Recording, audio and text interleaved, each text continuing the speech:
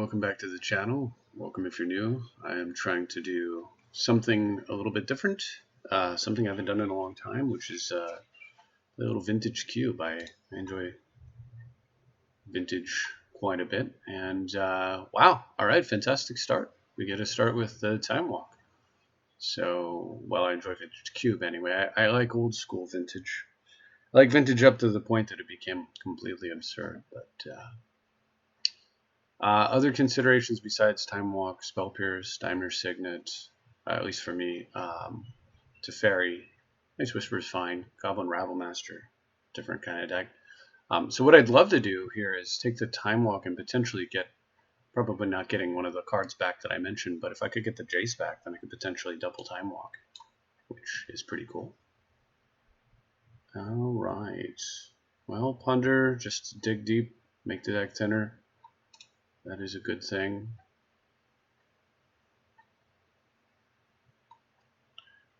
I have no idea what this creates. Ninjas. That's a pretty slow card. Alright, so I'm looking at Ponder, Gaia's Cradle, and the Ready. And I guess that Kaido, but not impressed in vintage. I do very much like blue-green. Quite tempted by the Cradle. If I pick it up early, then it gives me direction. But I think I'm just going to take the Ponder. It keeps me open, and it's just a good card and gets you to your good cards faster. So, oh boy, and a natural order too. My goodness, green's super open.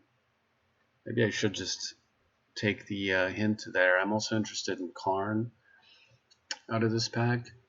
God, natural order is a pretty broken card. I hate the ugly art on this. I wish I'd use original art in the cube, but anyway, I suppose there's some white cards in here I could take.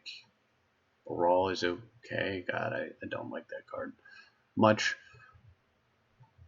Yeah, really for me it's Karn or natural order. I guess considering I passed the Cradle, it's probably not coming back around.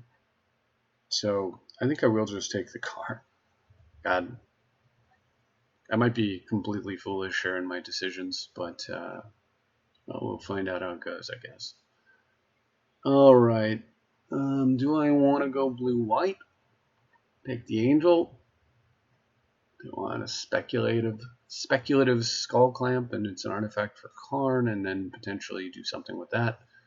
Signet just because mana is good, and those colors are solid. Gush is mediocre. Elspeth is okay. Regrowth to go with my Time Walk. I honestly have no idea here. It's not a great pack for me. I think just for fun, I'm going to take the Regrowth and we'll see. Maybe I can just splash it, even if I don't end up in green. And hey, if those green cards do come back around for some reason, nobody wants them, I will take them. I find that to be extremely unlikely, though. But, I mean, this having a power and a way to recur it is not a bad thing. So, Emery, there's Koth, really good. If I want to keep on this kind of green-black plan. Excuse me, there's Vraska, which is reasonable. Well, I don't know if I'm on a green-black plan, but this sort of like mixed plan that I have here. There's Fatal Push is fine.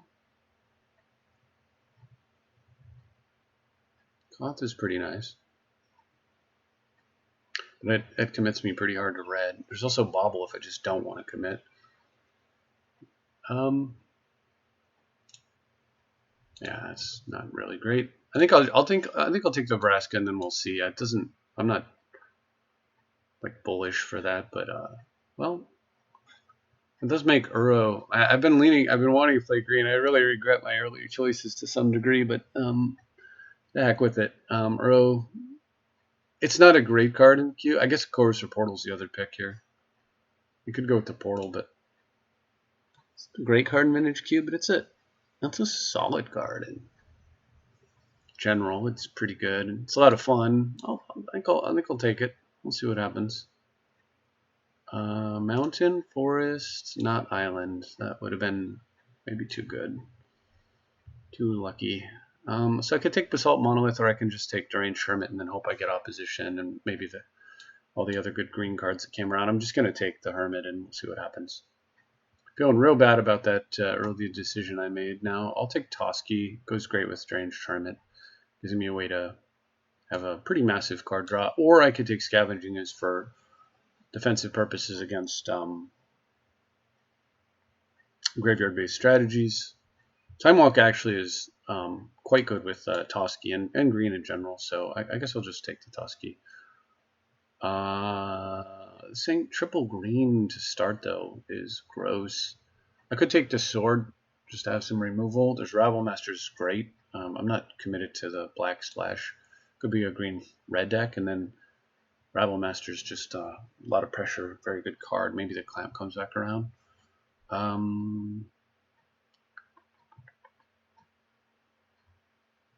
That's tempting, but tempting as it is, I think the Sword can go in any deck. So it did wheel.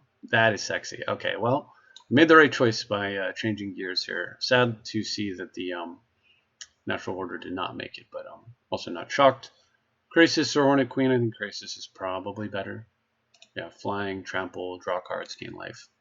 Those are all things that we like on our side of the board. Just hang her back and pull Ukrainos. Pull Ukrainos is such a weak removal card. Hang her back is such a weak aggressive card. Of course, if you have a million mana, either of them are good. So I suppose I'll take the one that's removal, but I don't want to have to play it. Another card that is comparable to Drained Hermit, I suppose. We're really hoping for an opposition. We'll move that to the sideboard. And yeah. Okay. It's an interesting start anyway. I missed the Natural Order, but I got the Cradle. Pretty happy with this start. Alright, another Time Walk for my green deck seems quite good. There's Fable here. If I were to splash as Ugin, which, you know, maybe if I can get up to comfortably getting the payoff. What is this thing?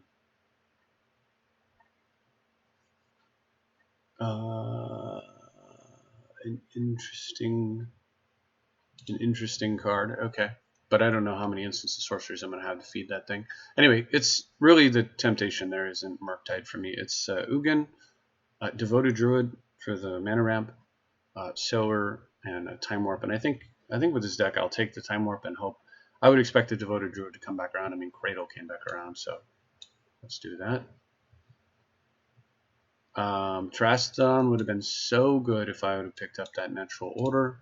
It's a perfect target. I did not. So that leaves me with Augur of Autumn.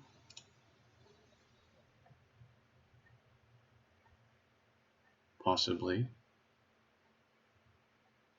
Which seems pretty solid. Gilded Drake is good. Especially if I play like against Reanimator. And this is fine for ramp. Now I'm playing Swamp, wrong one. You just play Augur and use it for some fixing. I really do need to take advantage of the color green a little bit more than I am. So I'm going to take the Llanowar Elf here. And for this pack, I'm looking at Kodama's Reach, Brazen Borrower, Karn is acceptable. Karn's a big payout card that tends to dominate a game. Kind of leaning towards Karn, honestly. I don't really have a big payout for having a ton of mana off of one of my big mana-producing creatures. Kind of want to do something with that. So I think I'll take the Karn. Plus, it just gives me, like, because I have 2 Time Walks or 3 with regrowth, it gives me the ability to just sort of, you know, hit 5 mana, play this and get up to 6 mana, you know, play this and go to 7 mana and then slam Karn or something. Although you'd much rather Time Warp with Karn in play, which is another reason potentially to take, you know, Planeswalkers. So Grim, the Hoof, Sword of Feast and Famine, Emrakul, Elvish Mystic, Boseiju, sort of. This isn't exactly a Craterhoof deck. It is a Gaia's Cradle deck, so Elvish Mystic is probably the card that I want.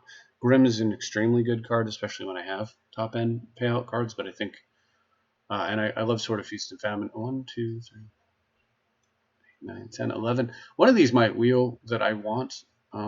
It's pretty unlikely, but it's possible. I mean, Grim's not going to. Maybe like the sword. Anyway, we're going to take the elf, though. And good. Fixing. Breeding pool. Very nice. There's nothing else I'm really considering in that. So Edric is great, but Primetime is better when you have a Guy's Cradle in your deck, especially. This is Titania Gaia Incarnate. I don't know what that means.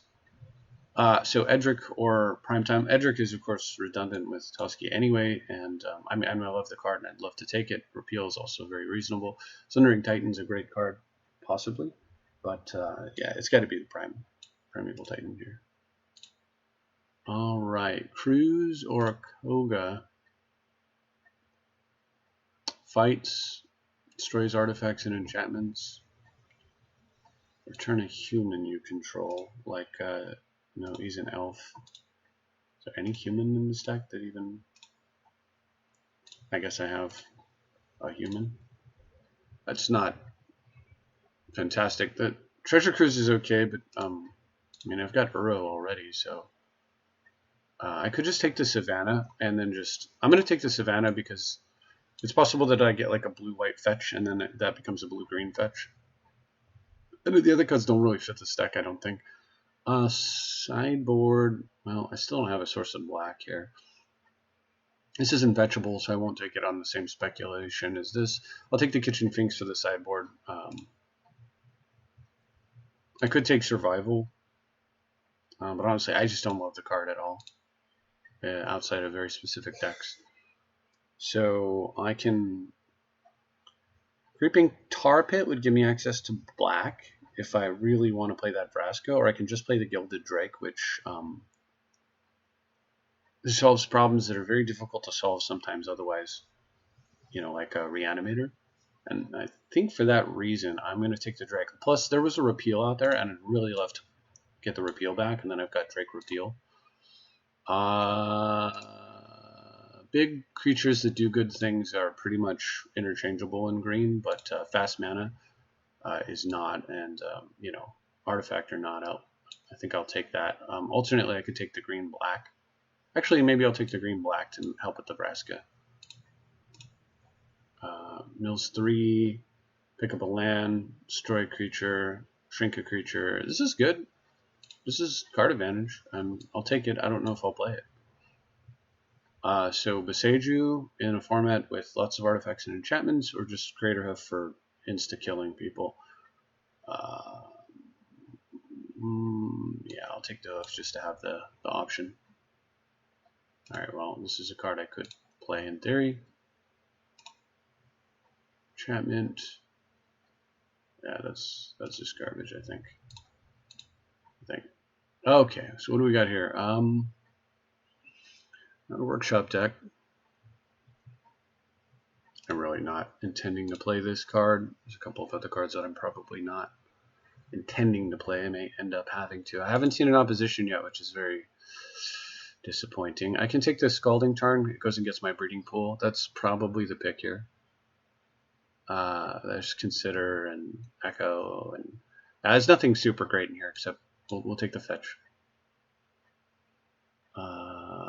For this pack, crop rotation for Cradle's okay.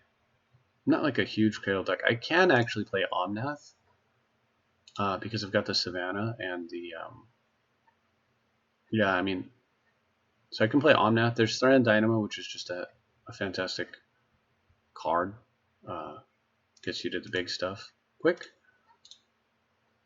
Soul Ring on Crack, but this is also very interesting. I could play Omnath. And this does function as a mana source occasionally. I'm kind of curious to play it, but I think I could wheel it.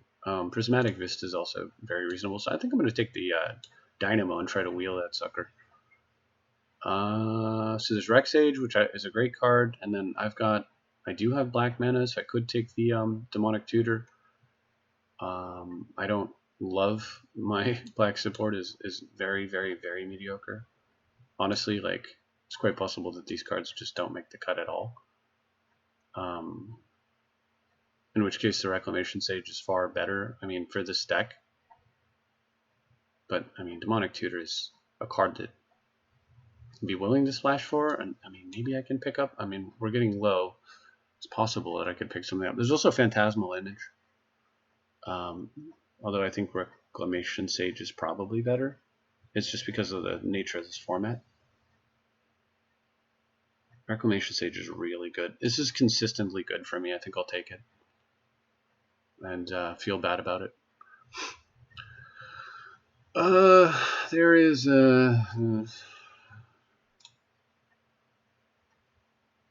choose a color. Forest produces an additional mana of that color. So this is tutor out a mana fixing or a cradle, which is pretty valuable. While this is enchant a forest, and then you can play your splash colors more easily, which is pretty valuable. And then there's this chart, of course, which is going to dig me into potentially finding the colors that I need. And goes pretty well in a green deck where you can potentially just draw 2 cards. I think for that reason, I'm going to take Chart of Course.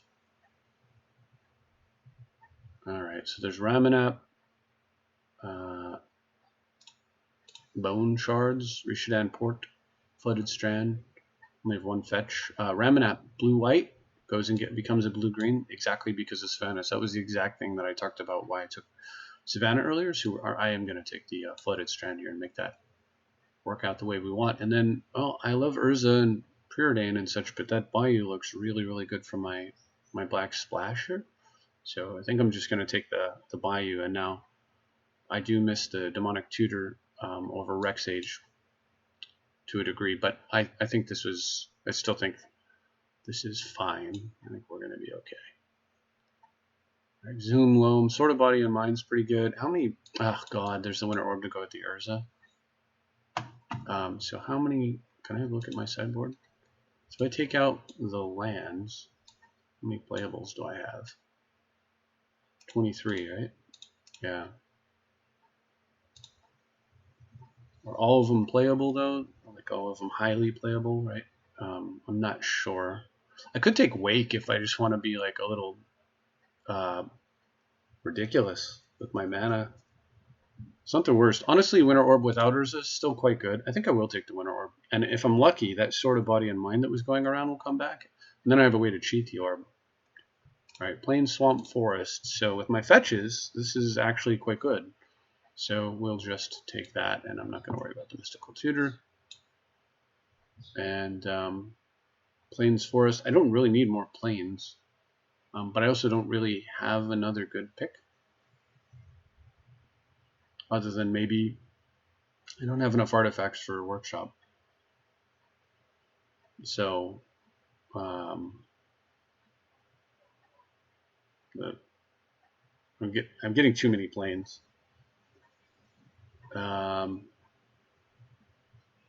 Yeah, Temple Garden, workshop. Whatever, I'll just take the workshop. It's bad. I don't think we're playing it. Factory, Lotus Bloom, Heartbeat. Oh, Soulfire Grandmaster. Jeez, I'm an idiot. Okay, so there's a reason I should have taken the white, because with the Soulfire Grandmaster, we can actually go with infinite time locks. Okay. Oops. And then with that in mind, we'll take the, well, do I want this or do I want an emergency? No, I don't want that. Okay. Do I even have enough? Man, I feel dumb about that pick. Did I pick a workshop up? I thought I did. It was a bad pick. All right. Either way, Elvish Reclaimer goes and gets Gaia's Cradle. That's pretty good. We'll go ahead and take it. And it also fuels Cradle. Some removal I can splash if I want it, or port, which I can use with Winter Orb potentially. I'll just take the port. Yeah, I'm not playing red. Sure. Okay. All right. Let's play with this deck a little bit and see what happens here. Did I get that? Green white land?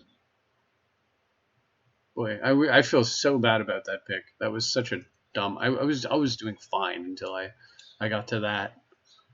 This deck does need to figure out what it wants to be. Deranged Hermit, honestly, not that great in here. Pull Ukrainos is just a fairly weak card. Oh, it was a Gideon. That's what I ended up with. Double white, though, super hard to pull off. But I mean, hey, I've got some stuff going here. Is it a Winter Orb deck? Honestly, I could probably make my life easier if I took the Time Warp out and just focused on... But I mean, yeah. It's a 6 mana combo to go infinite with Time Warp. I could pull...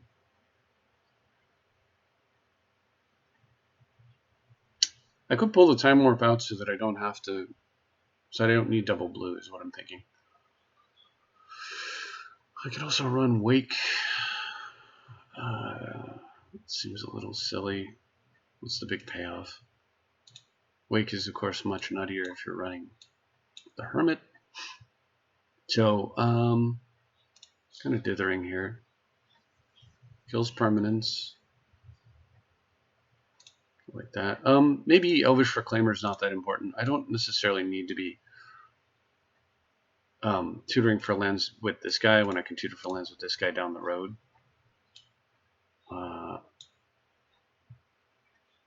Although, you know, obviously getting Cradle is pretty good. We've got this guy to play lands off the top, which does combo a little bit with the Reclaimers, just reshuffle. Also, Whisperwood, pretty good. This deck's actually decent, I think. We could run 16 lands. I've got Elvish Mystic, Llanowar Elves, and this Lesnia Signet. I think that's correct. I think I run 16. Alright, so let's do add land suggest, and then we'll adjust base after the suggestion. So 1, 4, 2, 9. Okay, so add to deck, right? So then what we're going to do is we're going to go in and we're going to cut a forest, and we're going to make it a cradle. Going to cut a swamp, and we're going to make it a bayou. We're going to cut a swamp, and we're going to make it the peatland. Andrata is plains, swamp, forest, so we're going to cut the plains and make it the plains, swamp, forest. We're going to cut a forest and make it the savanna, double plains there. Okay. Now we're going to cut another forest because I'm a little worried about my green count. 1, 2, 3, 4, 5, 6, 7, 8, 9, 10. I've got 10 forests. Yeah, we're going to cut another forest and increase my blue count with the breeding pool. And then Flooded Strand and Scalding Tarn. We'll probably need to be replacing islands. Potentially. So Scalding Tarn can get a forest. It can get exactly one forest. Flooded Strand can get multiple forests. Savannah, Triome. So the Flooded Strand, I think, can safely replace a forest, and then the Scalding Tarn needs to replace the island. That's what we need to do there. And then let's take a look at how it looks. So we've got 1, 2, 3, 4, 5, 6, 7, 8, 9, 10, 11, 12, 13 green sources. And for blue, I'm not worried about the splash colors. I think we've got all that we can get. And then for blue, we've got 1, 2, 3, 4, 5, 6. I'm not super comfortable with that. 1, 2, 3, 4, 5, 6. We're gonna go ahead and switch this out a little bit. We've got 7 blue, which feels a little bit better. 1, 2, 3, 7, 8, 9, 10, 11, 12 green, 7 blue. That's normally not quite right. I very well could add the Rishadan Port in here.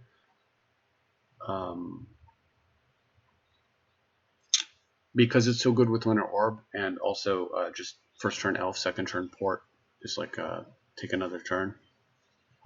Often just Tempo is super important, right?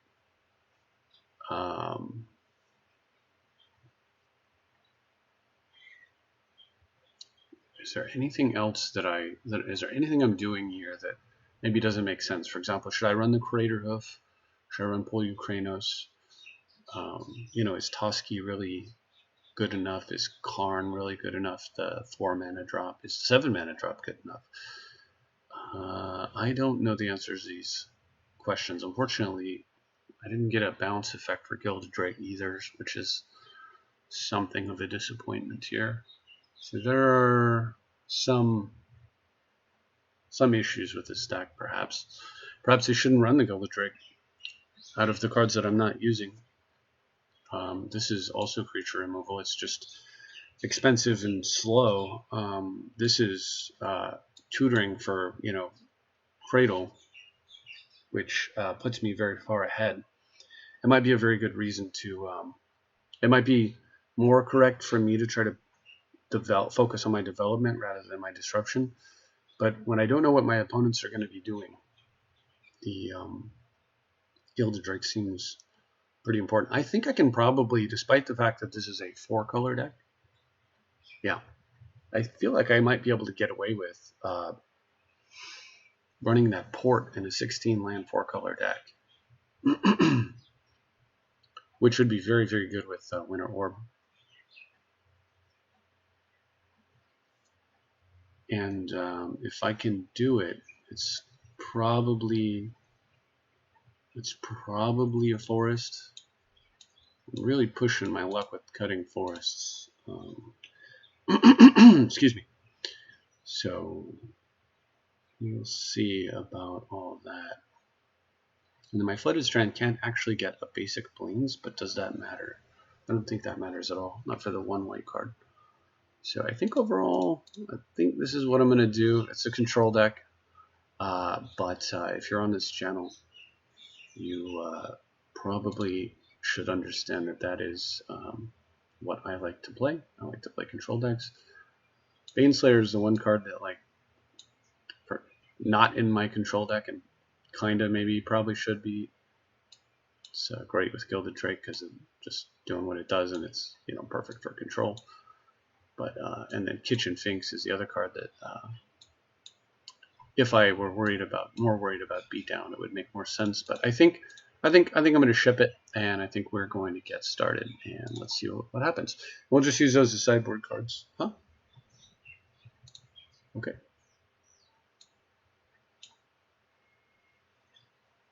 Mirari's Wake is such a good card. A big part of me is wondering if that's a mistake, but I'm running a Winter Orb deck, so the Wake's value, having your lands produce 2 mana is good. Oh, am I running red? Do I have red? Do I have any red lands? No, no, because so this is tap and untap non-token artifact. You control that green. Tap to untap to exile, and you may play it. This card is an Urza for Winter Orb, but I don't have any red at all. If I put in a single mountain, I would have 2 red sources, and I would definitely drop the port at that point. Is that worth it? Before do I want to have a Winter Orb cheat like that? Otherwise, it's just a 3/3 that's somewhat mediocre. Pretty mediocre, right? So it's very questionable. Like, why is this card in your deck? Is that just like too much synergy, not enough reliable? Oh, I guess I can use this to kill my own Gilded Drakes. I can steal something and then kill the Gilded Drake. Non-creature, non-land permanent, mana 2 or less. Oh, -3, -1. Well, no, I would have to have a flyer. Never mind. Vraska can do it. Yeah, so I guess I can Gilded Drake something and then Vraska it. But anyway, so do I want Maria? Yeah, but do I want it enough to run a single mountain for literally that card? And then is there anything else? There's nothing else compelling about.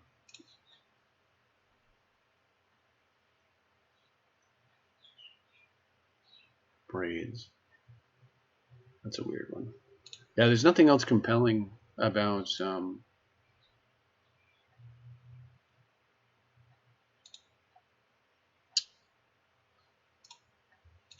red in this deck. Like, I don't have a lightning bolt that I'm not using or something like that, where I might be a lot more interested in bringing that card in. I think that we're going to just work around our own Winter Orb pretty fine, more than likely. It's very tempting for me. I'm a Johnny Spike, right? I love putting together synergies like that. And if this was, well, it's better as a green-white, but if it was a green-red, then I would use it. I think that's probably a bridge too far. All right, let's just get an opponent and get started. Here's what I'm going to do. If I play somebody where the game goes like super long, where it's pretty clear that it's going to be a long, sloggy kind of battle, then against that opponent, I'll run the Myria. I'll bring it in from the sideboard. You know, if it's going to be a long thing where we're going to sit with lots of permanents and Winter Orb and just sit. But I don't know if there's going to be any games like that in Vintage. Mostly the Winter Orb is just designed to, your opponent is designed to disrupt tempo of combo decks in particular. You know, as they spend their turn like digging up mana or whatever.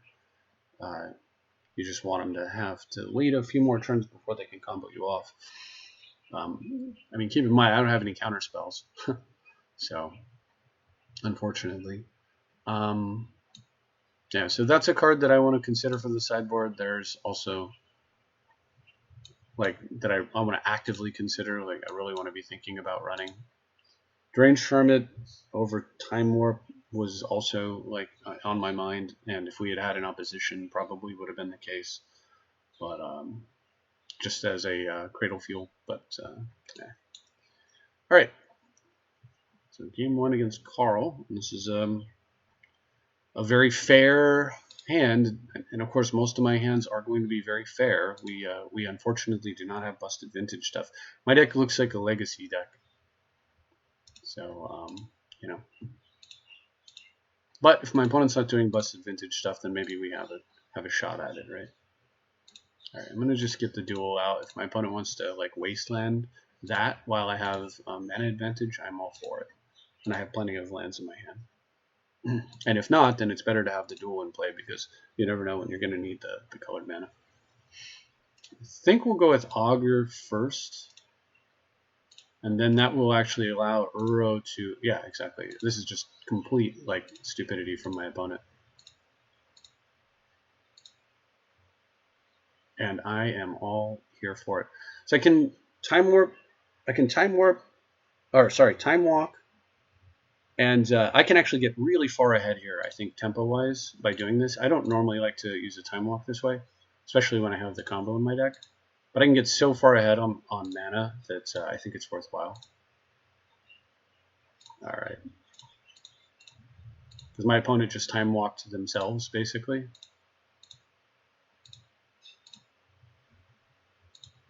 So at this point, my opponent's way, way behind because of that idiotic Strip Mine play.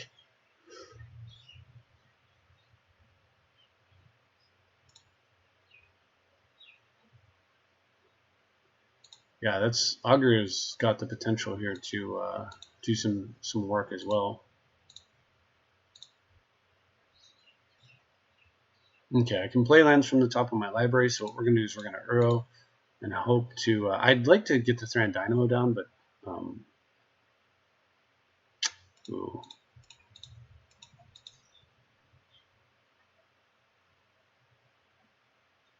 I can't play additional lands, but you know... God, I'd love to get the Thran Dynamo in play. But if I play the Uro now, I can pick up the Ponder. I can... Yeah, I'm just going to do it. I think this is correct. Because I'm going to put the Scalding Tarn into play, which gives me a potential shuffle. Okay.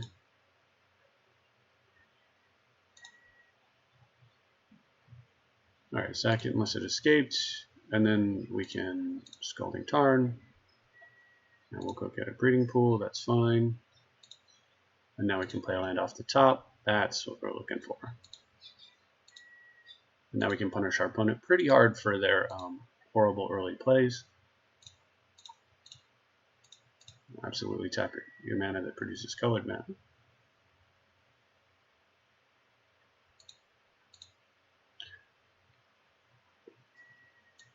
And so we are a control deck, so we have a card drawing engine now. We want to go ahead and get a big threat out and start closing this game out. Oh, well, there's Karn, so that's a big threat. All right, so island.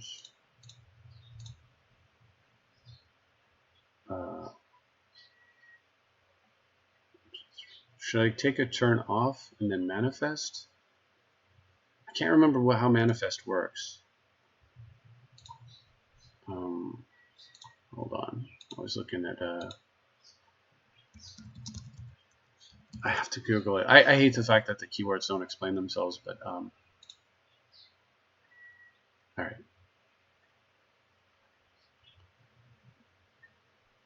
Mana cost. Non-creature cannot be turned up face up this way. Okay, so we definitely do not want to be over here manifesting Karn. All right, so we're going to all right, we're going to ponder then. Okay, so we want 1, 2, 3, draw a card, put a land into play from the top. So land goes on the bottom. Cool. Cool. No, I'm not going to attack into a 3/3 factory. All right, I'm going to port my opponent.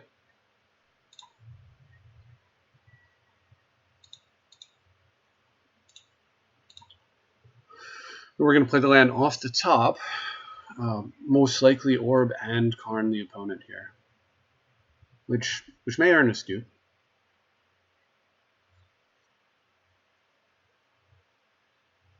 Incidentally, if you haven't watched other videos on my channel, this is the style of deck that I like to play in all formats. Okay. Mana value 4 or less, so I assume the Augur's dead, so we won't get a free land next turn. Wait, oh, you're gonna, oh, okay. Yeah, that's a good choice. Still gonna get ported out of this game, but hey, do that, play that. 3, 4, 5, 6, 7. So we will shortly get on the port plan, but for now, let's just win.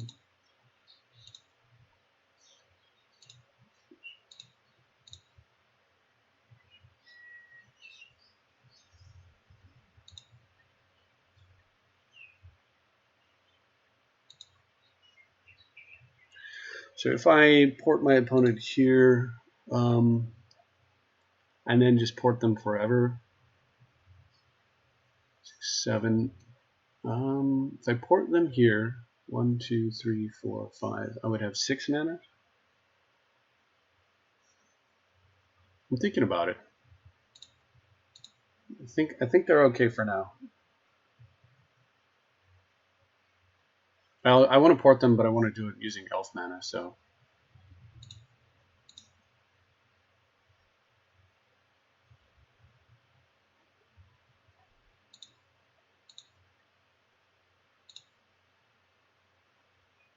And just keep playing islands off the top. Okay, there we go.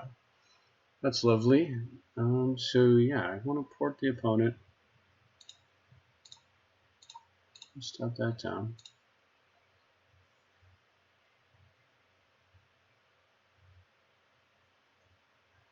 Alright, so 6 mana. So target creature gets -3/-1. Destroy target. Okay, or pick up a land. Alright.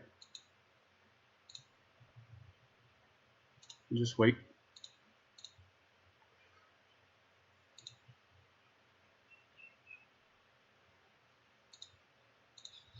So next turn we get to Sword of Fire and Ice the opponent.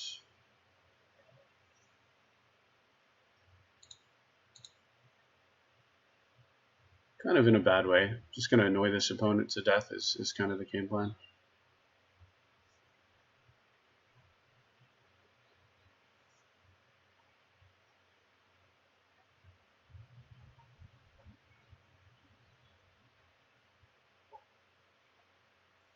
Artifact or enchantment, haha. And then when it leaves play, you return it to the battlefield. Okay, fair enough.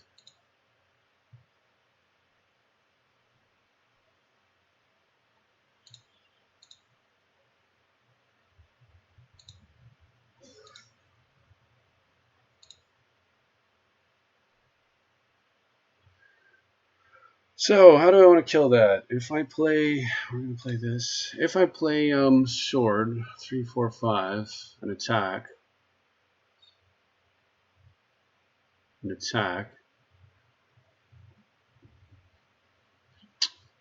and my opponent would have to block.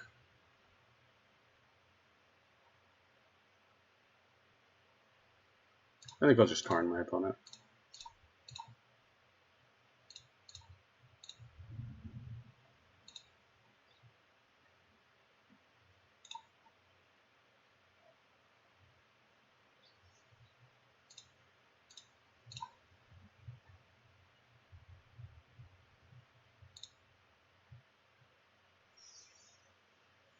There we go.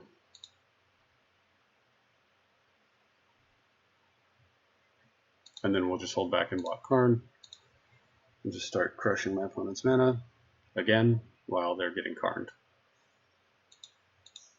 And it's a very hard one to try to win.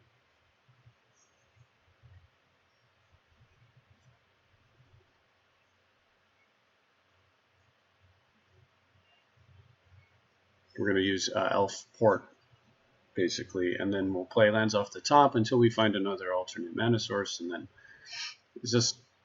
I've played a lot of Winter Orb games, and I'd like to think that I'm decent at the Winter Orb game. Let's see what happens here. It was so interesting that my opponent took the Thran Dynamo out and left the port in play. Okay.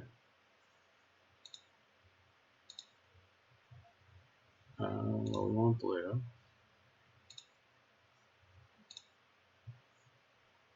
Land off the top is great.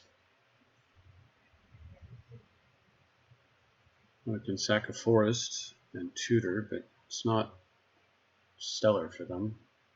We could just kill the knight. I think we'll just eat their resources.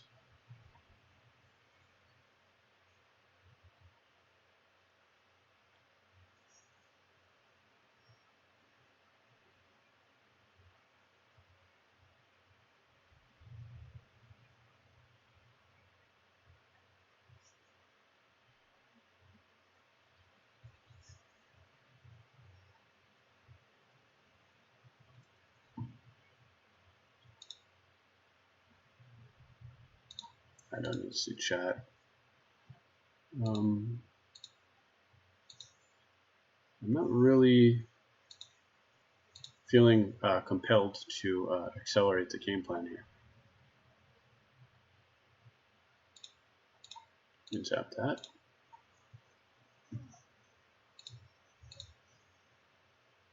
I would tap that. And it's possible my opponent...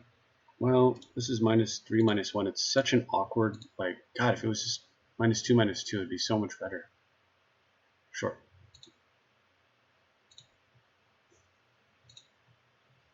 That's not really an effective game plan here, but sure. They might be trying to time me out too, so I had to pay attention to that. All right, Vraska, minus mana value 3 or less. Yeah, let's go ahead and take another card from hand.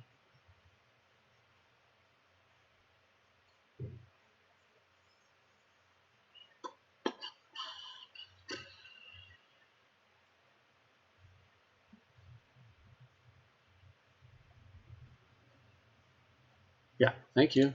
I don't know why this opponent was not conceding sooner, but I'm fine with it.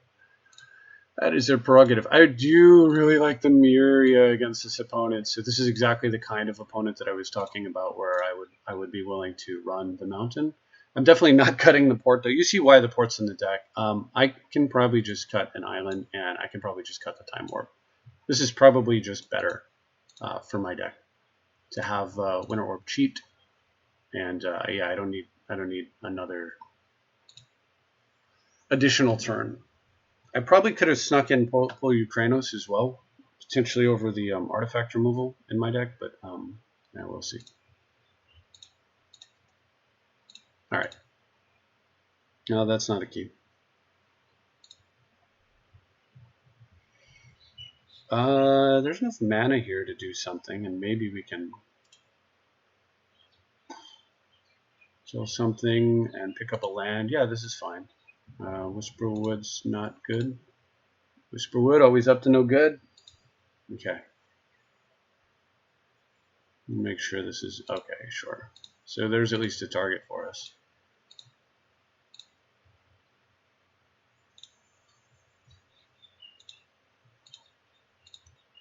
Plain Swamp Forest.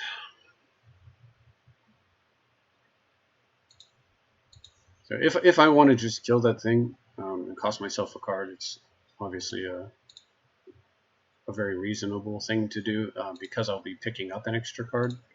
However, I would prefer to not give my opponent a card ever. Okay, looks like I don't have that option anymore.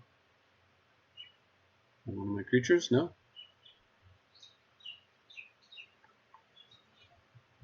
If I can't play non-creature spells, then I might as well play the come into play tapped land.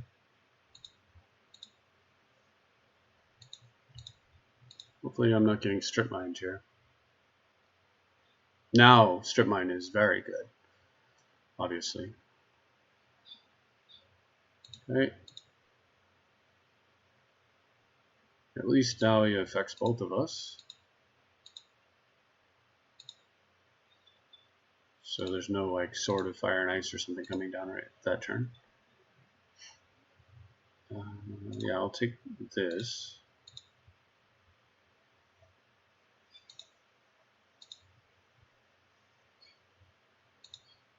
This is all anti-non-creature spells, I suppose. You're gonna be careful. I can't kill the Thalia here because of Gracchus.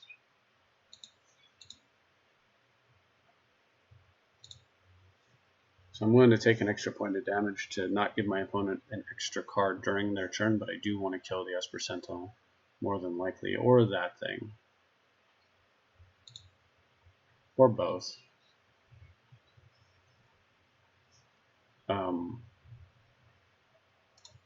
Yeah, -3/-1, and destroy target non-creature, non-land. So non-creature, non-land. So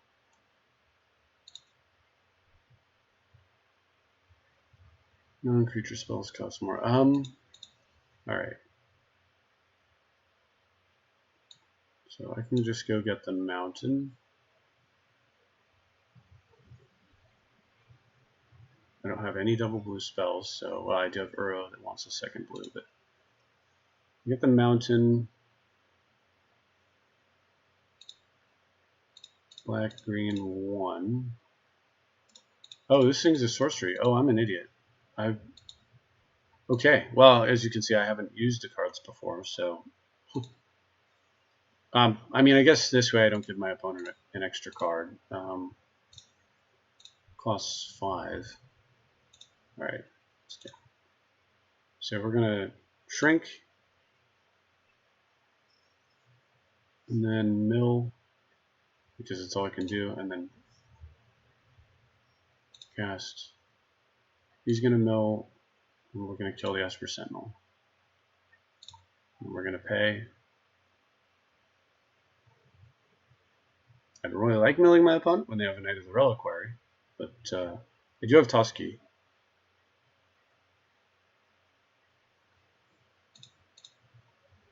So no extra card here. Pick that up.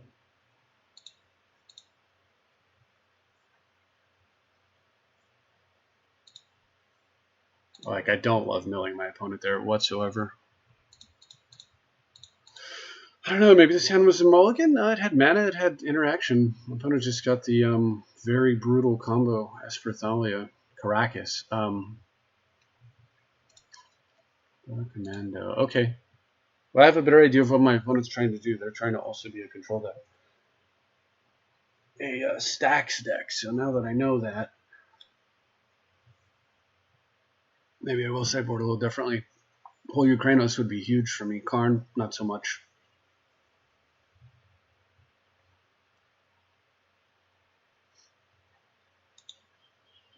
I wonder what else I have in the sideboard here. No, that's not what I want. How do I see the deck? Evoker naming what? Richland Port or something? Can you even name lands? Non-lands? What are we naming?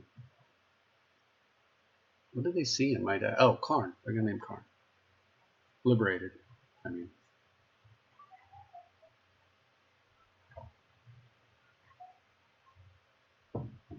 Oh no, it's legendary. Oh my god, Caracas is actually crushing me. It just hit. It just clicked. Caracas is completely ruining me. Okay, well I might not win this one.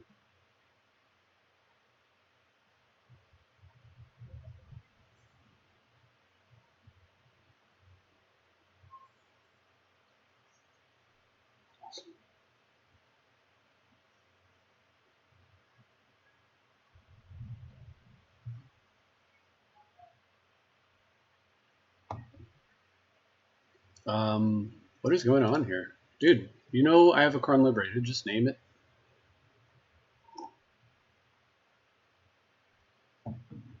Yeah, double land hit on that mill. I didn't want to do the mill, but I guess I could. I mean, I suppose I could have milled myself. Ooh. So we're going to get strip mined here? You're going to save me some life. Okay.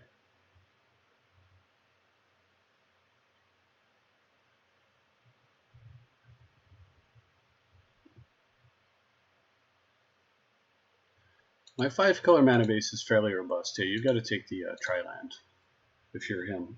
The correct answer is, of course, the mountain, as we know. It's the only mountain I have, but I did expose it, but well, there's the Krasis.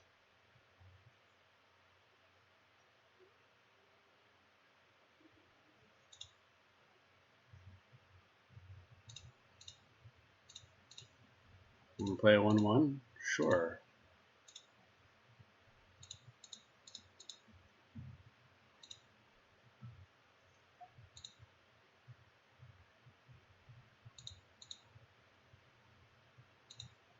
One blocks for Evoker. Oh, he named Uro. Okay.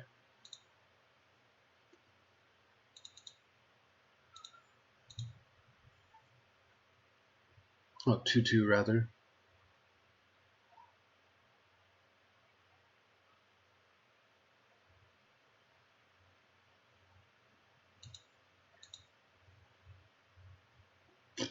Okay.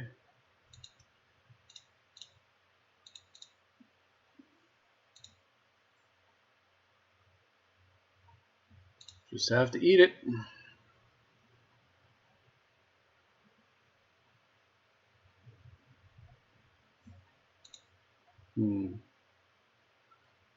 Extra threats is not good. Extra threats is probably enough to beat me. Alright. No point in showing him more cards. Alright, so I mean, I get the nature of my opponent's deck a little bit better now. Ukrainos, Kitchen Finks. Probably Elvish Reclaimer is also extremely good. Baneslayer Angel looks really good. So I mean, we can switch gears here to a degree. Karn, not so good. Yeah, Angel, good. Miria, not so good. Mountain, out. Finks in. We'll have to add a land in a moment. Reclaimer in. Gilded Drake. Charticors. The Bloom. Rexage has had 0 targets. Take that out. Pull your Kranos comes in. Now we're at 15 lands. We need to add plains. And then we need to cut a card. I could potentially also run the Deranged Hermit, just because it gums up the ground extremely well. And then the Gideon is also quite good.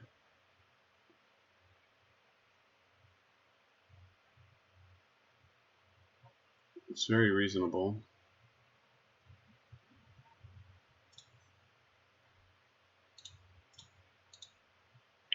I have to be a little cautious because I put in too much of this stuff and my opponent gets all the non-creature stuff. And I'm kind of struggling.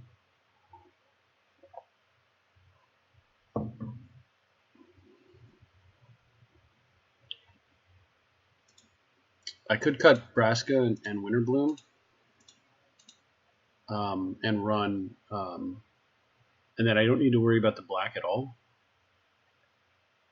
Or just Winterbloom. It's been notably mediocre.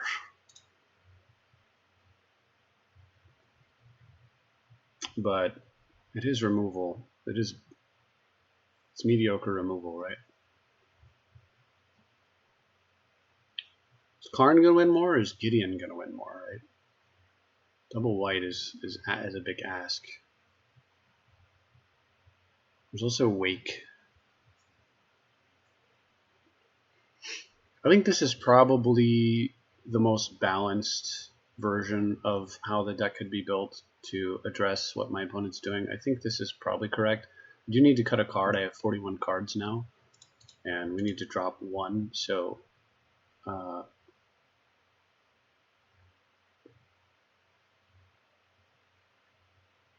Toski might be the card to cut, actually.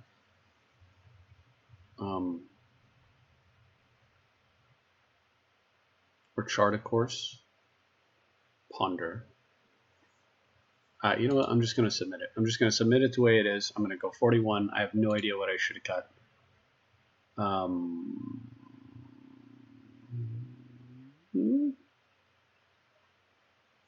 It's mana, it's cards. I should have cut the card, by the way. I guess I'll keep. We might just get this could just be a big blowout for me. And if my opponent has Strip Mine, I do not want to lose one of my colored mana sources. So I think I'm going to actually lead off with Port.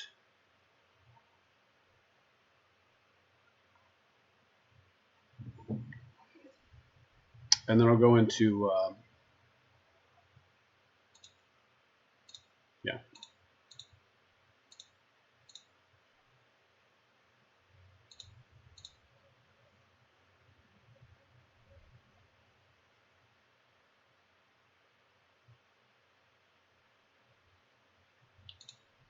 Very nice. Okay, so I can't port that, which is great in the sense that it makes clear exactly what my second turn is going to look like. Excuse me. All right.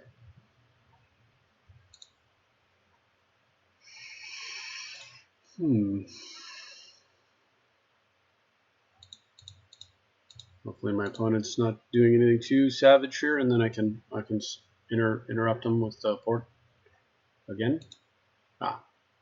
Signet.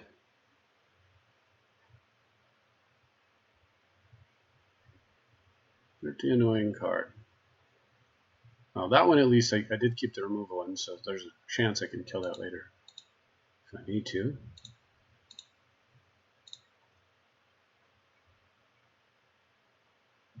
Okay. Alright, we're almost up to Angel mana.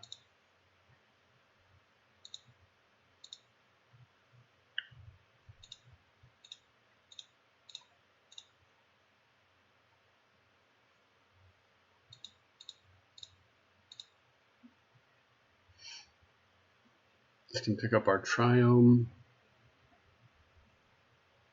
Of course, the Signet not producing mana is pretty brutal.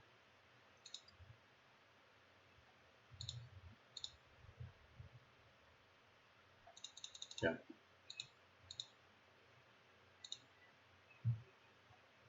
And I do think I will fetch the Triome here just because it comes into play tapped.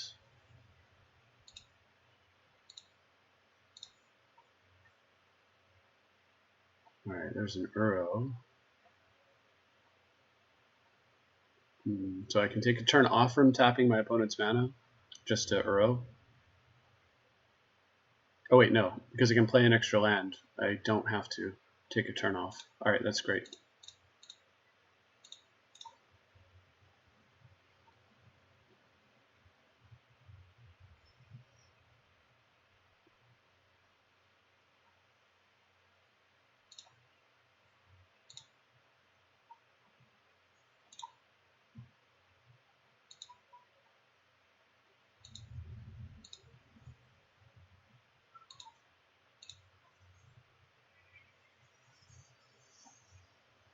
Rampant growth.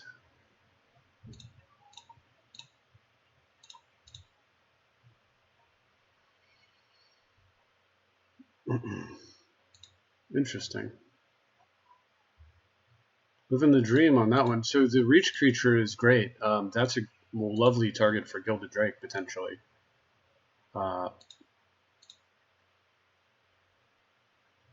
Because it can block the Gilded Drake.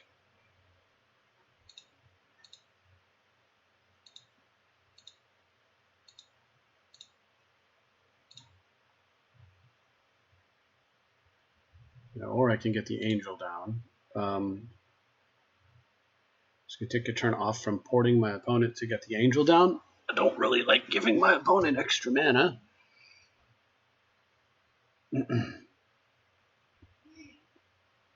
I'd rather play the Drake and have the Endurance because the temptation from my opponent there will be to remove the Endurance in order to attack me with the Gilded Drake. And if they have removal, I prefer to see the removal used there. So I think I'm going to go that route.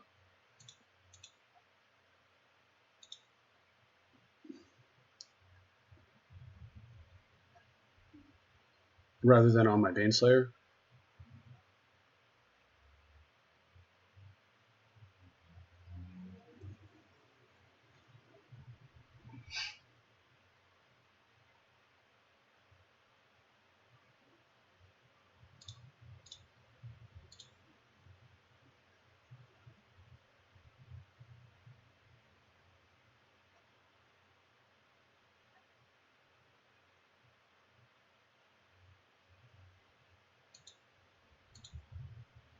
And then this gives me the option to possibly sink that sword into play. Okay, yeah. So this is exactly why why that was the decision.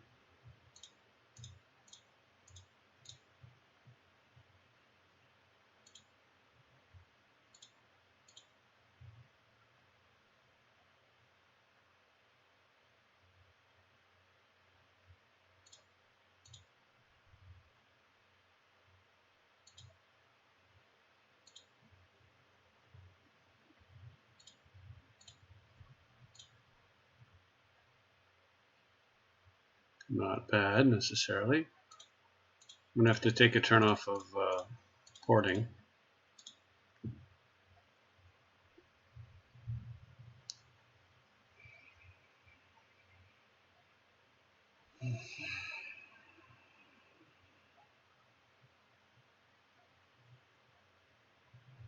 I think I've played this well, but the question is, will my opponent be able to solve the problem that I'm presenting, or will I stabilize? It's big deal if I stabilize here, right? Obviously, if I put Sword of Fire and Ice on that thing and connect, and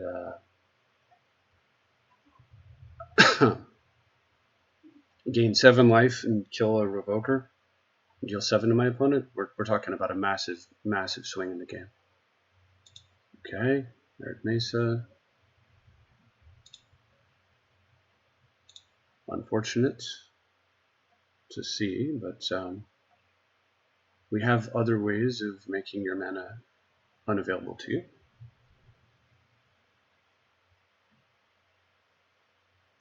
This is looking good for the Angel. If my opponent could kill the angel, my opponent would kill the angel. So that they could get in for 5 here. So that means that the sword is probably safe as well. So 1, 2, we're going to do it, yeah, this way.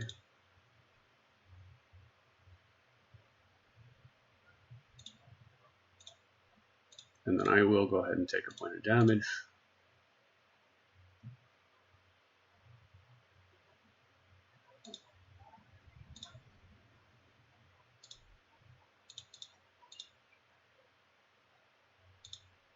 That is very nice to see. Boom. Yes, it's almost worth orbing my opponent here because there's very little. If my opponent can't, if they have no mana for the turn, I don't. This isn't a good position to orb from. I think I'm going to wait because Karn is another win con that I can just play next turn. But okay, love to see that go away.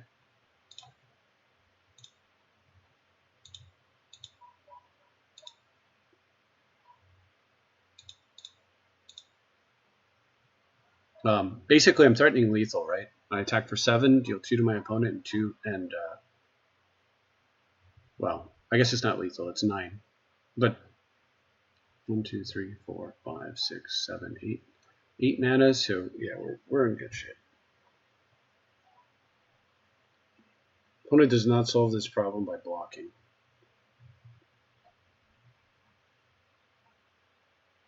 They can't do any other cheap mana disruption plays here that doesn't do anything about the angel. They have to deal with the angel. Good sideboard card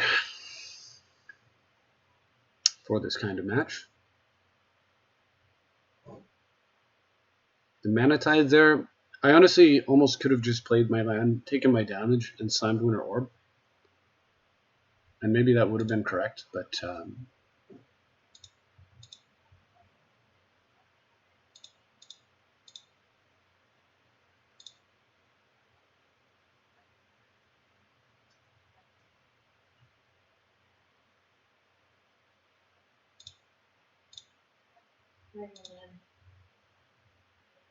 ooh, a land there is very nice.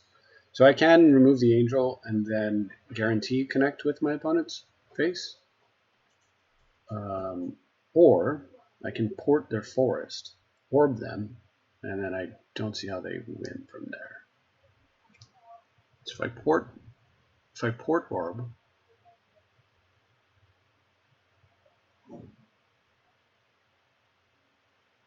so if I hit them for 7, for 9, sorry, then they gain 5,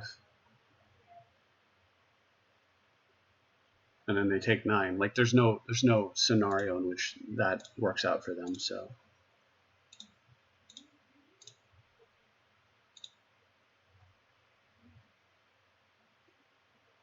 all right, cool. So they don't have like some. I don't know if there's a giant growth effect in this format, but.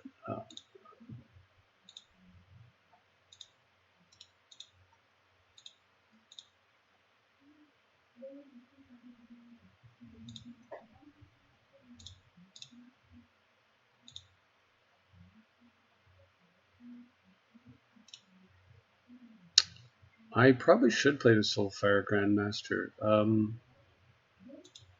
So if I don't, 1, 2, 3, 4, 5, 6, 7, I can play Karn next turn. If I play the Soulfire Grandmaster, then I can put a sword on it if they have like a removal for the angel. But I think having Karn is probably correct. And then I can play the Soulfire Grandmaster off of just a single land in the Signet.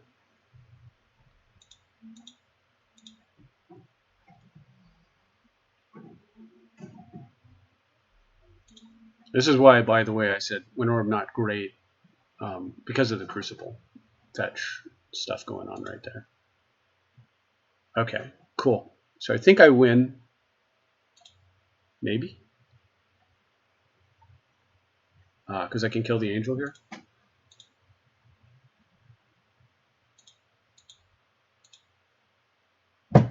Yeah. That attack right there was absolutely insane by them. They should have either attacked with both or neither, or something. But yeah, that attack was totally nuts.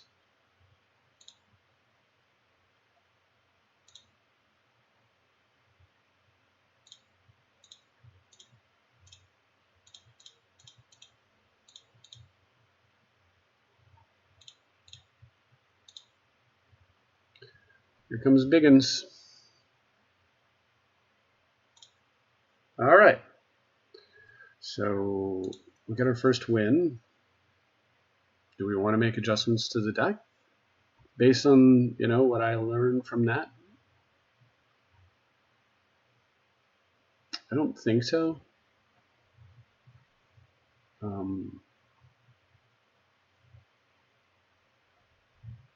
Other than Elvish, I guess Elvish Reclaimer. I guess what I'm getting at, Gaia's Cradle, not necessarily like the bomb in this deck.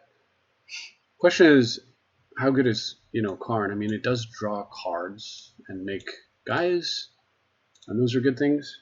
But would it be better as fill in the blank, right?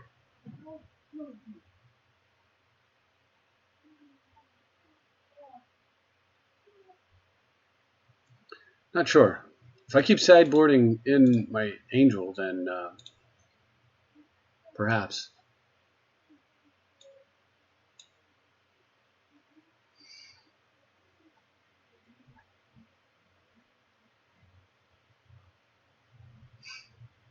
Myria is the one card that I'm like, well, should I run that? If I had just one more red source, I sure do wish that I had that Temple Garden, though, because of the Baneslayer in my sideboard. It would have been even easier to play if one of my forests was a Plains. I knew I was going to regret that mistake, and I have like constantly. But at some point in there, if I'd have picked up a I don't know, a Taiga or something, I'd feel so much better about the Myria. Yeah, I'm gonna keep. Unfortunately, my deck is, like I said, very fair. Very. Don't want to protect the Savannah from possible strip mine. Once again, I don't have a hand where I'm super concerned about strip mine. And in game one, the white is extremely minimal value. So if my opponent wants to use precious turns to Wasteland, I'm okay with it on a turn where I play Mana Source. I might just be dead here due to vintage things.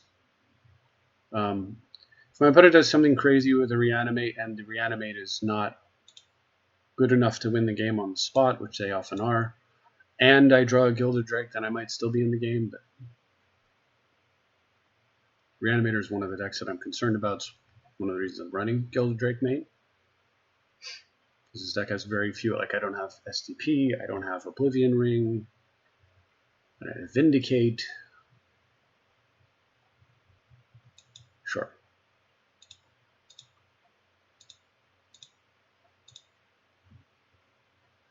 Alright, let's make them think.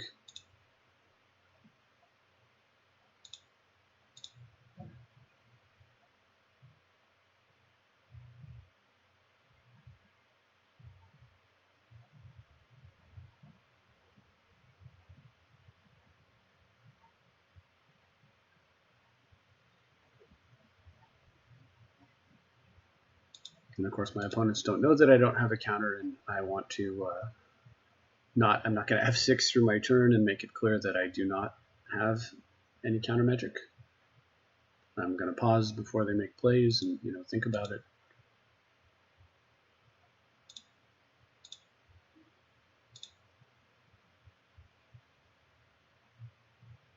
On the other hand, it might be wise to develop. Of course, if my opponent has mana drain, like I get punished here massively, but I think missing out on an opportunity to develop just to bluff is not correct.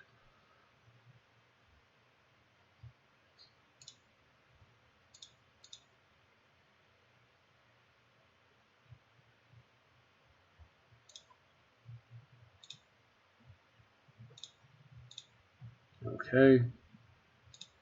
I do get to go Thran Dynamo into Time Walk potentially, or Thran Dynamo into Toski, and then follow that up with like a Thran Dynamo Primetime attack, draw a card from Toski and Time Walk. So that's kind of what we want to. That's the way we want to sequence this, and hopefully it'll happen that way. But we'll see.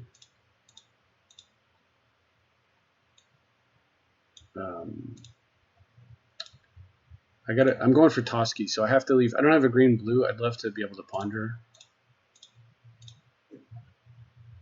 All right, can't be countered. So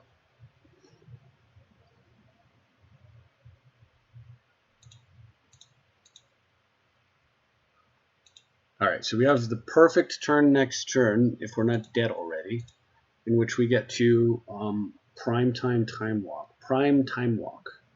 Prime time. We get to prime time. And also draw a card off Toski, and then take another turn and draw like 2 more cards. Plus, we're going to get lands. We're going to get Port and Cradle. I mean, next turn is like just monster turn if my opponent does not significantly change the structure of this game. You know, they don't, I don't know, Dark Ritual or Mind Twist me, or I don't know, whatever.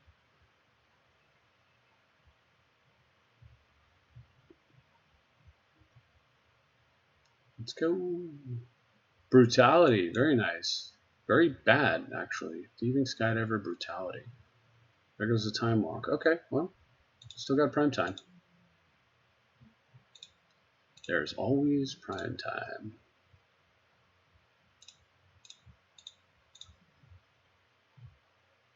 There's no question that this is the correct play, so I would rather ponder after the effect resolves. Okay, we're going to get Rishidan Port, and I was going to get Cradle, but I could get and drop the Triome,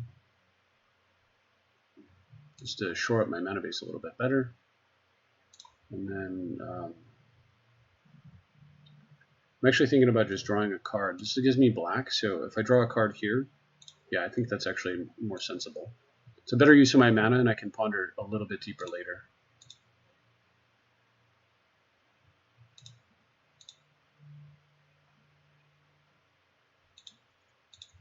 So my opponent I would have thought that my opponent was playing a combo deck, so they're playing control. So this is return a land, so I can get the Peat land back and draw another card later, which is the other reason for sacking it. So we're both playing control. Fair enough. Uro's up.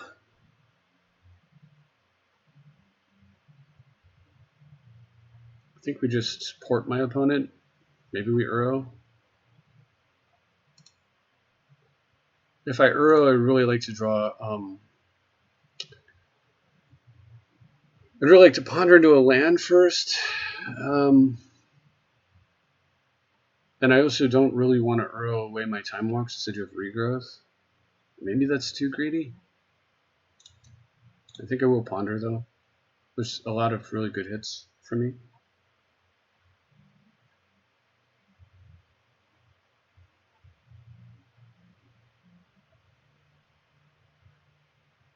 Okay, so we don't want the forest. I probably don't want this. I probably want the Flooded Strand and then Uro.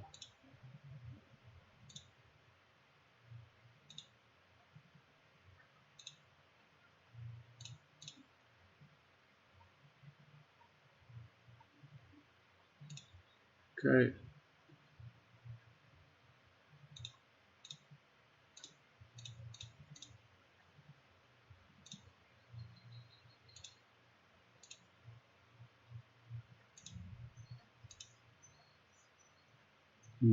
Prime time or the Nurturing Peatland? It's got to be prime time.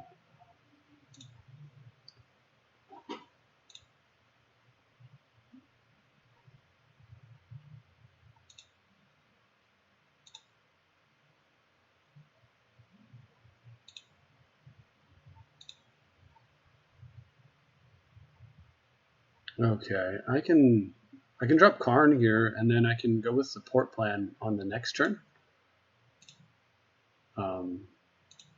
Yeah, I think that's fine. Let's get some threats out. I want to pressure my opponent, attempt to end the game ASAP. Okay, fair enough.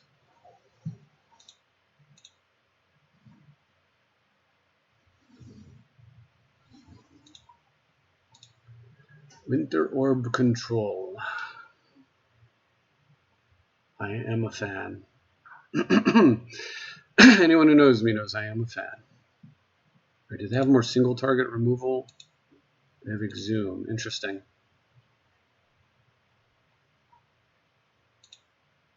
Yeah, this is, I don't know what I'm facing, but it's interesting.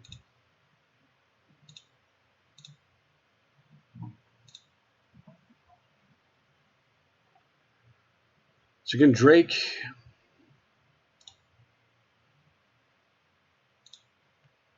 All right, I do know that I want to play the Scalding Tarn. Because I want to get cards in the graveyard for Uro. I can mill myself potentially if I just want to get Uro back on board. But I won't be able to do it this turn because I didn't get a green-blue land there. So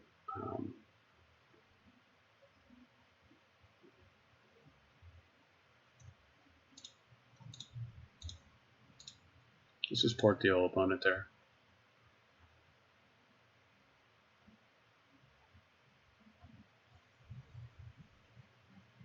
Opponent's probably a little confused.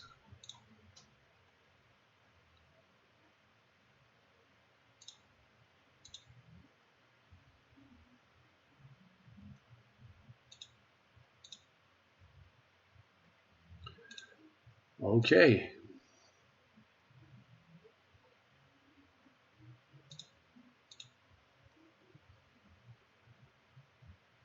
Luckily, fear is a keyword I do understand.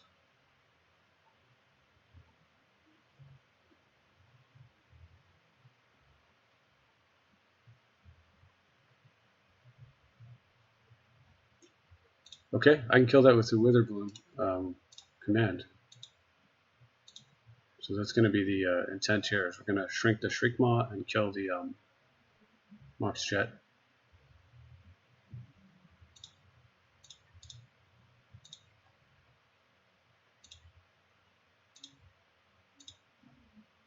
God damn it. It is not an instant. Why is this card not an instant? I'm so stupid. I apologize. Why is this card not an instant? Like, what is this garbage? All right, whatever. I mean, we're still doing fine, but God.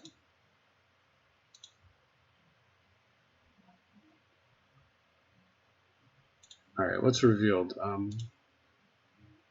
Signet and Rexage? Okay, well, I can grab the Rexage. All right, I want the Signet.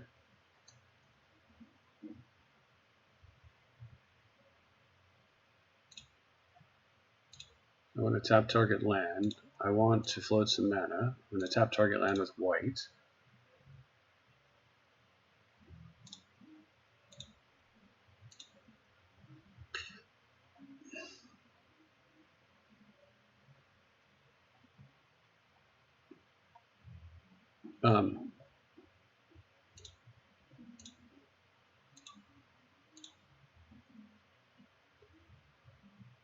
Okay, we're going to destroy this and then mill. I'm going to mill you. I'm going to kill this. I don't really like milling what appears to be a reanimator deck, but, you know. Okay, got the Peatland.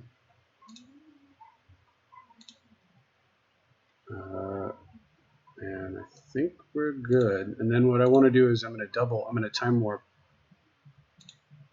and double port my opponent.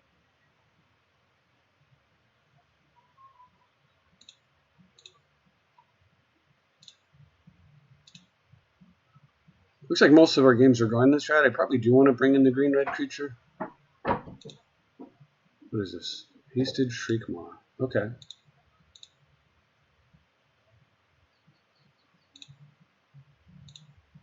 I mean, this is just more fuel for Uro, and aren't you just in a port trap now? Like forever?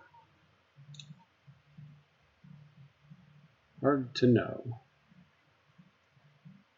He needs to exile 5 others. So it's 1, 2, 3, 4. So I can wait until I can take infinite turns, or I can just go with this now. I think I'll just go now.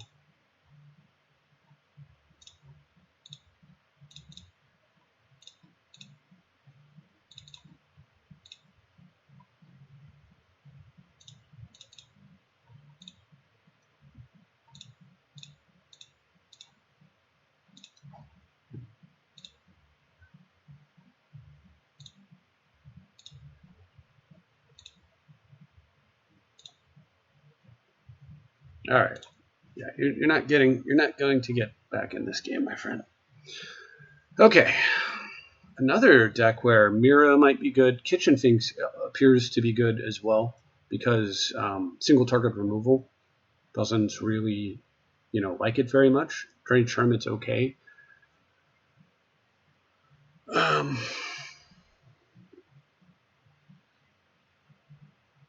It's interesting. Keep wanting to bring in the Mira.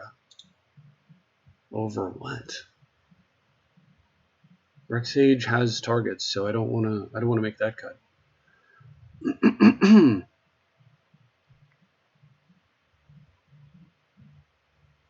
I don't have a lot of orb cheating. I have less than I thought, which is probably why I feel like I want the Mira.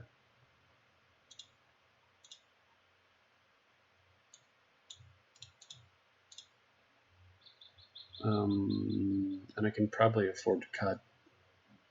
I mean, Time Warp was cool there, but it wasn't exactly like important. Cut an island.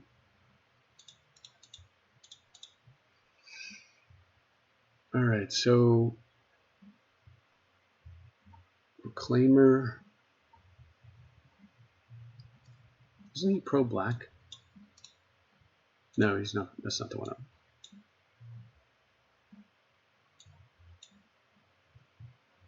This opponent might also have a problem dealing with Gideon. If I were to.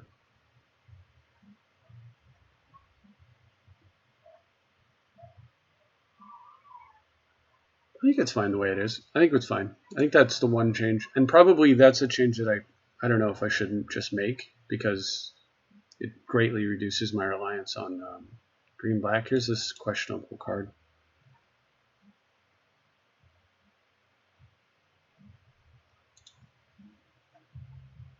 How do I see the deck? Change decks? Oh. Huh. Sure is a better way to look.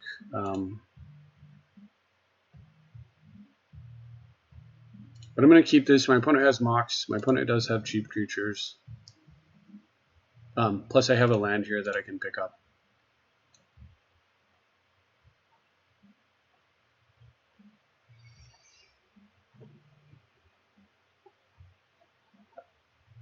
The other reason to keep this hand, though, is the Gilded Drake. Now, the big problem here is this can go get the black source or a blue source, but I cannot get a black-blue source. I don't have Watery Grave or a Triumph in those colors. Ooh, he's mulligan to 5. This is really, really good. So yeah, but the fact that I can get one or the other but not both means that I'm going to be very cautious about using it and just kind of hold it until I know, okay, well, probably we're getting a black source.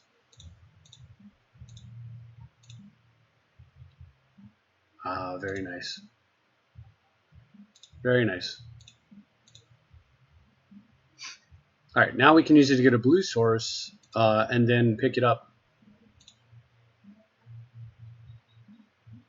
All right, please don't be one of the creatures that instantly wins the game. Please be something that Gilded Drake can actually favorably interact with, please. It's like freaking Grizzlebrand. It's like, oh god. But if it's, say, all creatures get -2/-2, god dog it.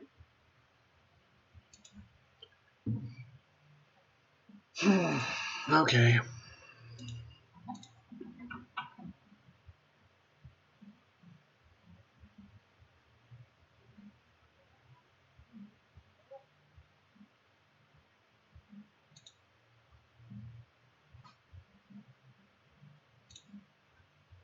All right. Well, I mean, now it's does my opponent have like, Inquisition, Thoughtseize effects, Force of Will effects?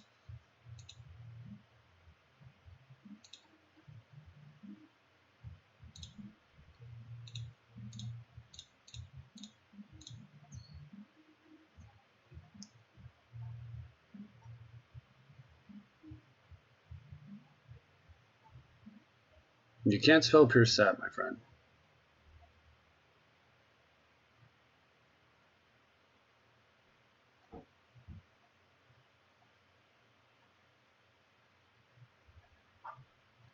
Or to be like anything but Grizzlebrand, man.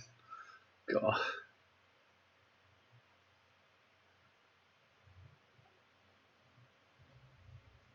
If it had been the one that comes into play and makes me discard and they draw a card and gain life, I would have been super pleased by contrast.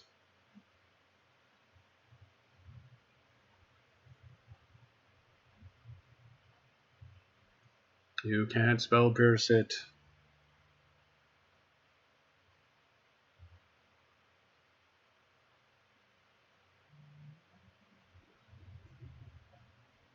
Does he think about plowing his own Grizz? Does he have a plow? Is that what it is? You can't. So one of the other tricks that my opponent can do, they may not know this, but they can snuff out the Drake with the exchange on the stack, and then I lose.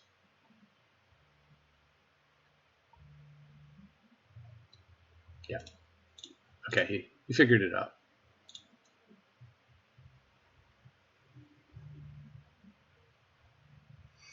I mean, it is what it is. I kept exactly what I needed to do exactly what I did, and it wasn't good enough. We'll try again and hope that maybe this time it is. But yeah, you can mulligan to 2. It's one of them's a swamp, one of them's Entomb, and then all you have to do is just draw, reanimate. You can win on turn 2 with a mulligan to 2 in Vintage Cube. I'm not like salty because I know what I'm getting into in the cube, but on the other hand,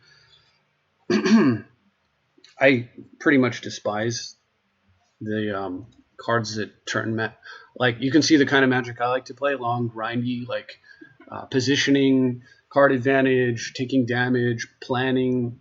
You know, I like to put thinking into my game. I don't like looking at my hand and saying, "Oh, I have land, Entomb, reanimate. I guess I won the game." And yeah, that kind of stuff feels terrible to me. But so it goes.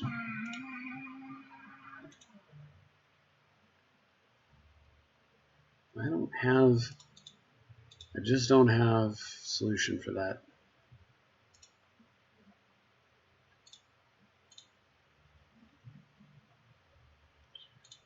Other than this, so yeah, I'll keep it.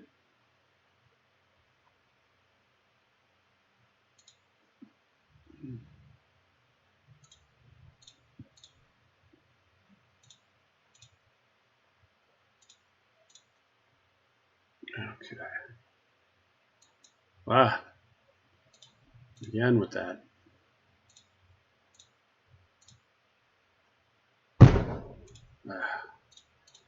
Thanks, guys.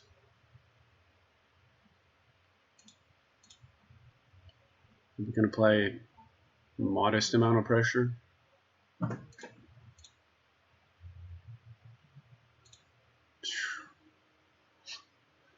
Okay, we'll do it again.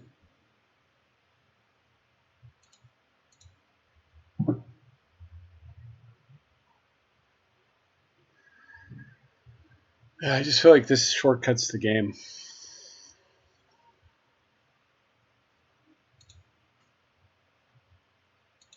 Not really playing Magic, are we? What are we doing? My opponent does not. Now this is important. My opponent does not control a swamp.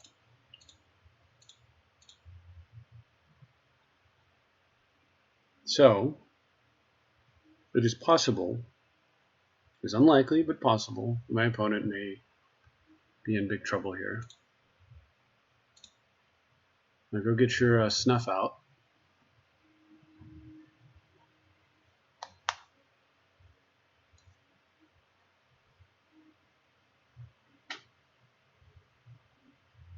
If my opponent's holding a swamp, they're probably kicking themselves right now for the heinous misplay of dropping an island into play.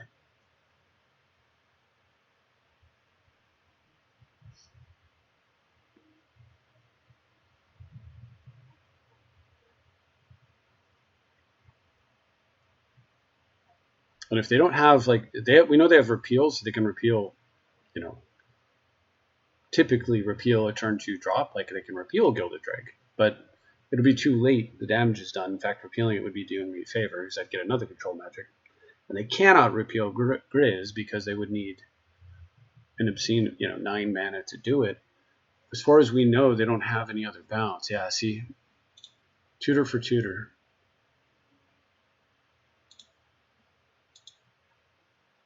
Okay.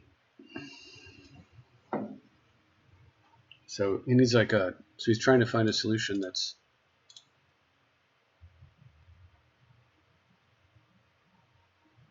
So the question is, do I want to just draw 7 here and try to find like Llanowar or Elf or something? I only have 2.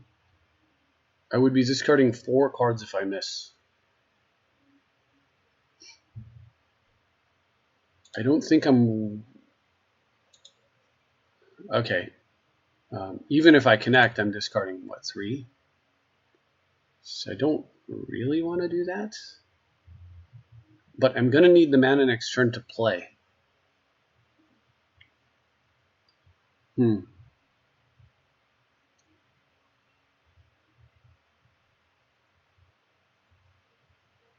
It's a little. I think it's correct.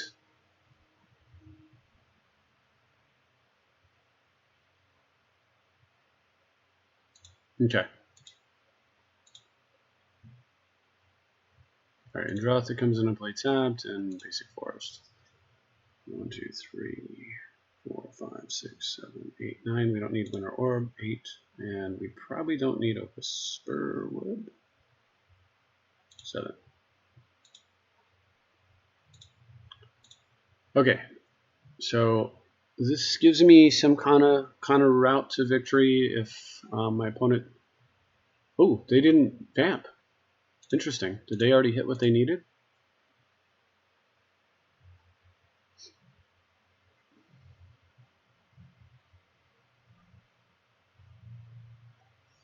I don't have enough blue here to Soulfire Time Walk, but just Time Walk Regrowth might be enough to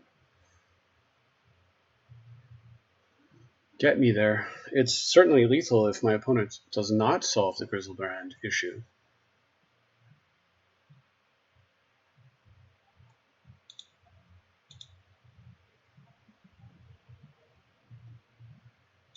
Okay.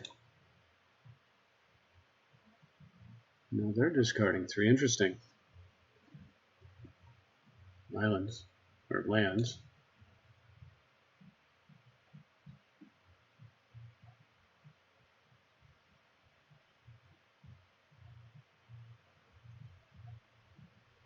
Okay.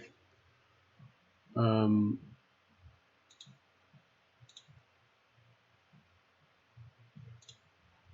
far as I know, there's nothing that punishes me for doing this.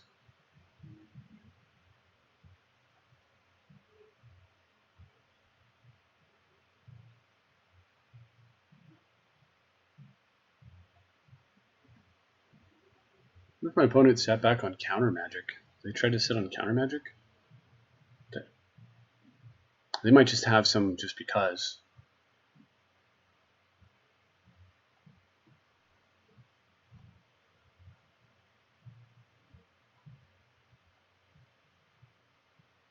Okay.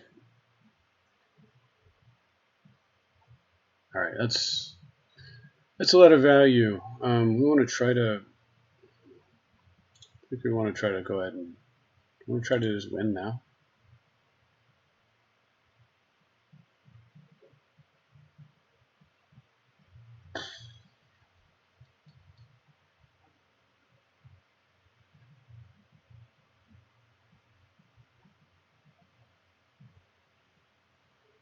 Let's play the cradle.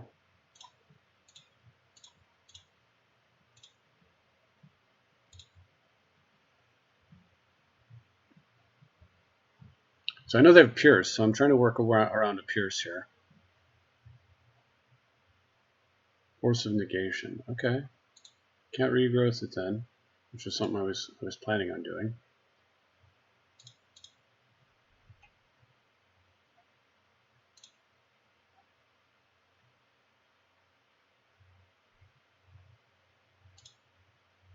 So I can regrowth the Gilded Drake if my opponent has another reanimate. Or I can go get Winter Orb if my opponent has. All right.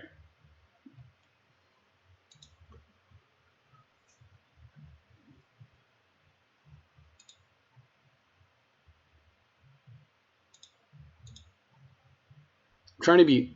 My concern is that I'm gonna, if my opponent has, because we know they're a fairly sufficiently controlling deck, and if they're too controlling, I'm going to.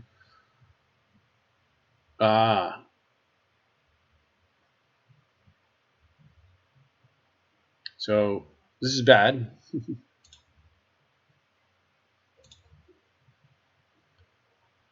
I guess I have to get the 7 cards now. Okay. This turns out to be a crazy back and forth game.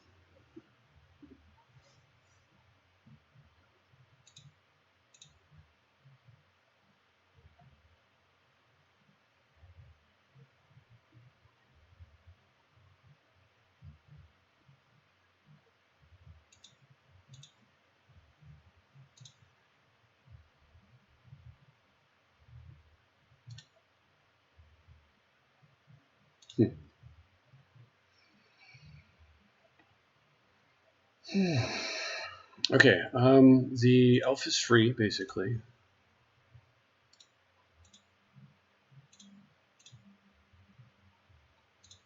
Can we start with that?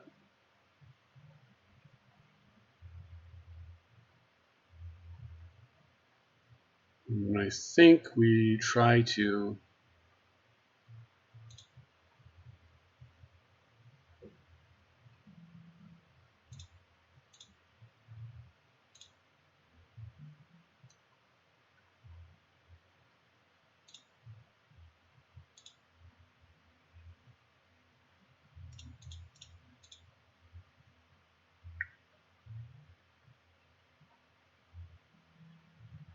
I don't have. Do I have? How much mana do I have to? Let's see. 2 to regrowth, 2 to Gilded Drakes. That's 4.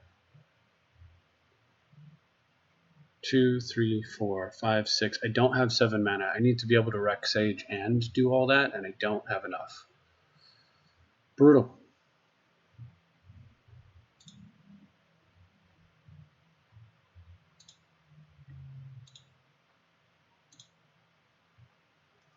But I'm going to use this one because I know, again, I'm going to try to work around Pierce effects.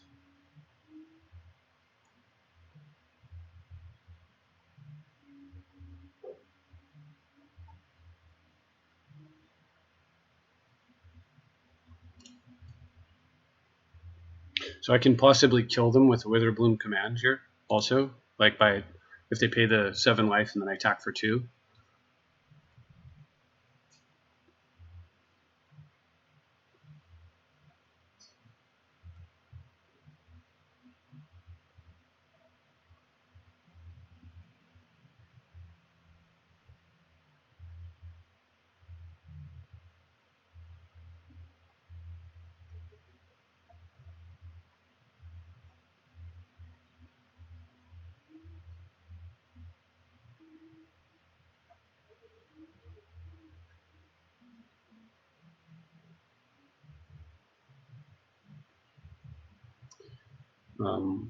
It's a little risky to make that play because they can pierce that. So if they pay the 7 life, I probably should have just Witherbloom command them pre-combat to see what they would do. To make it so that they couldn't pay the life, they just wouldn't have the option. And then go for the Rex Age. But I mean, on the other side, if they pay the life, it gives me a possible route to just winning the game.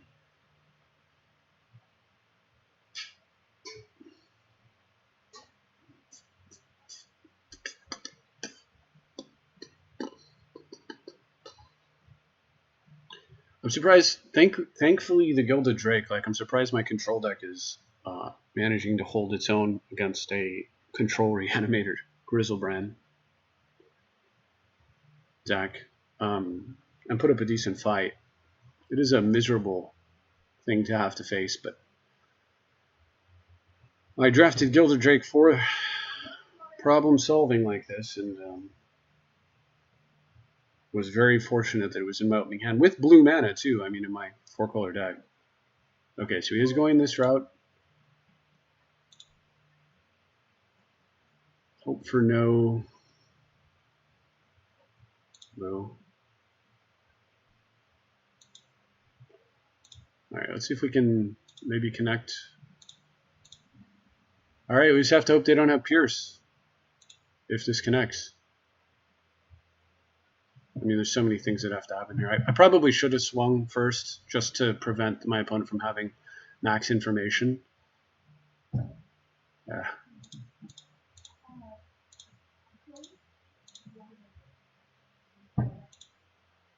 All right, they do that.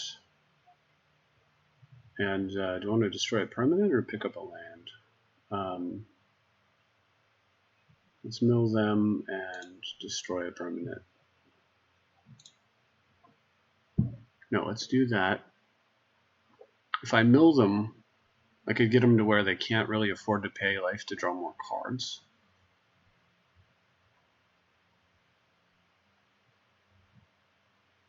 Yeah, let's mill them.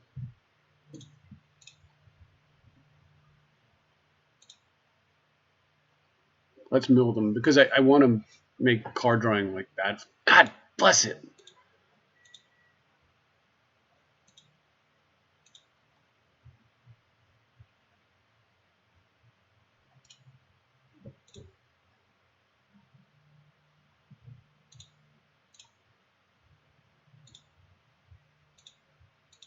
Now my opponent's pretty much high stepping, I'm sure. I have one more way into this game.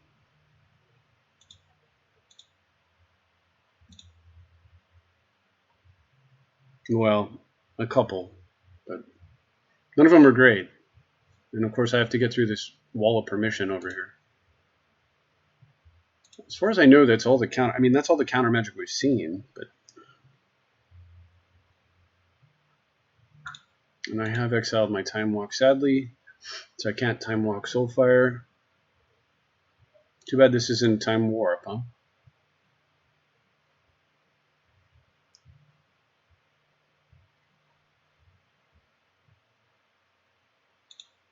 Alright, so Soulfire's going to die anyway. When it's keeping mana up, they would evoke that if they had a play, right? So they probably have another counter. It's very unfortunate. That is an unfortunate tell. Alright, so I'm not going to try for the theft of Grizzlebrand because they probably have the snuff out by now.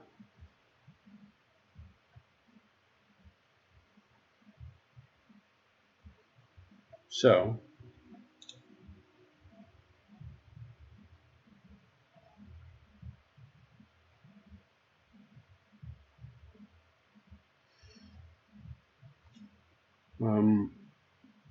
so if I put Uro into play and then tap the Cradle, it taps for 2.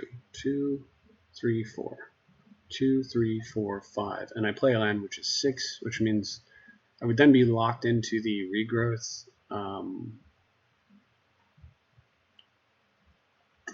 Oh, I could regrow the Rec Sage.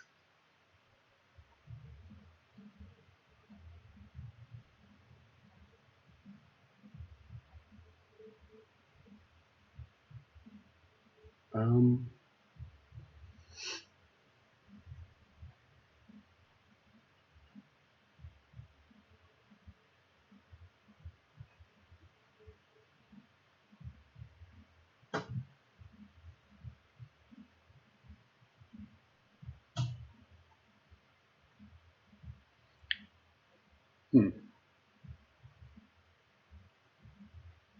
I think I have to hit my opponent for 1 here.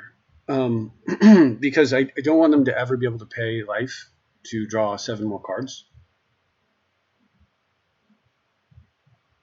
Because one of those cards might be removal.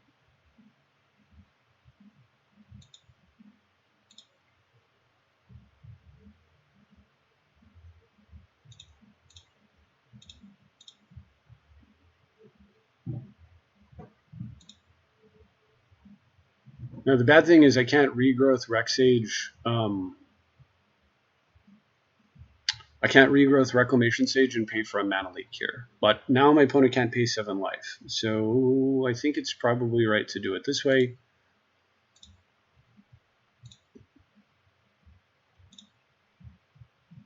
And then we go for Reclamation Sage, because Reclamation Sage can't be countered by a Snuff Out.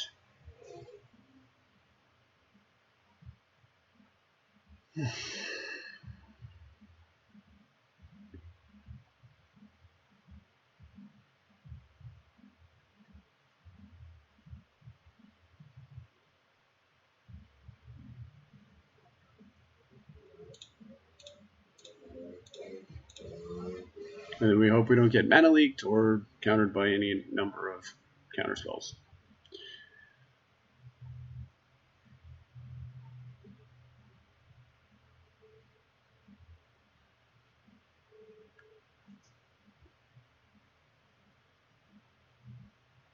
Remember, this doesn't just deal with Grizz, but it gives it back to me. There we go. Give me.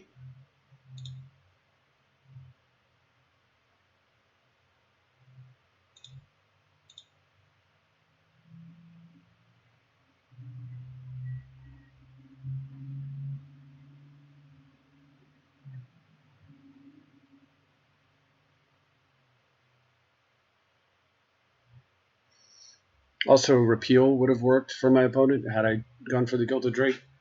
So multiple solutions for my opponent had I made the wrong choice here.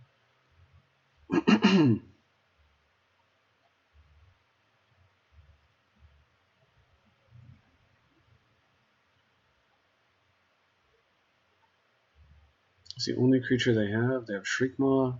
Yeah. Now, if they bounce him, do I want to draw 7 cards? Right. The answer is no. I'm at 7. Excuse me. So, sure.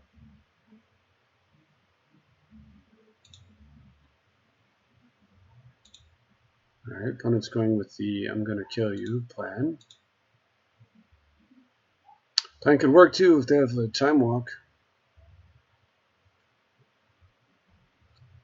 But leaving Elf untapped here wouldn't have given me a blocker, so I think this is still okay.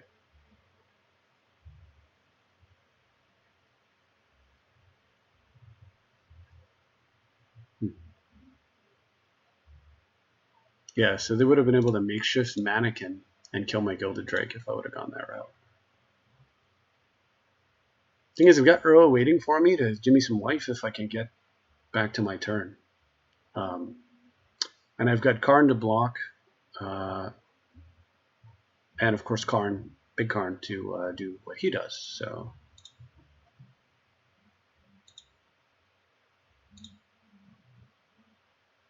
Okay.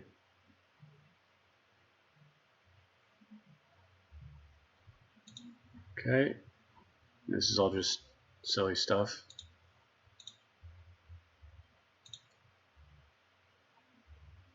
None of that mattered.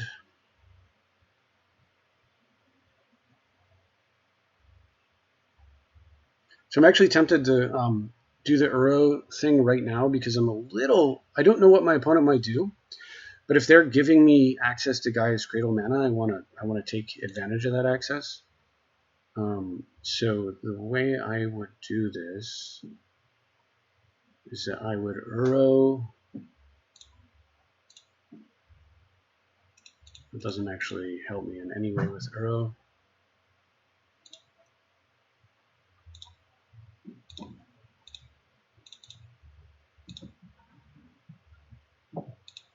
Huh? Bro. Okay.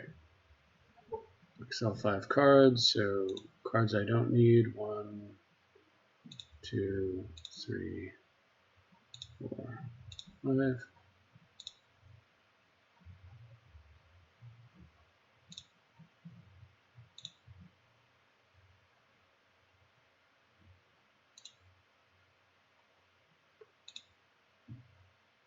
Alright, didn't escape. I do have another blue source. So I gained the 3 life back.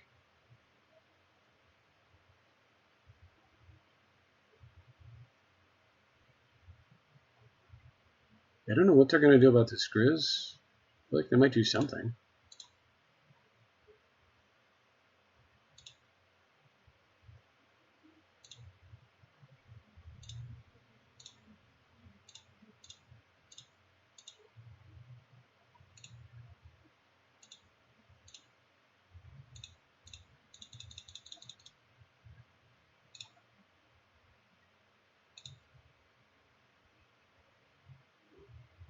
Okay, cool. All right, I wasn't sure. I just didn't know what my opponent might be up to there. All right, do we want to edit? I don't know. The Miria, obviously Time Warp would have won better. Miria was better in the other one. Given that there's no way to know, let's do it with the Time Warp is a more powerful card and easier to cast. So we'll not second guess the build.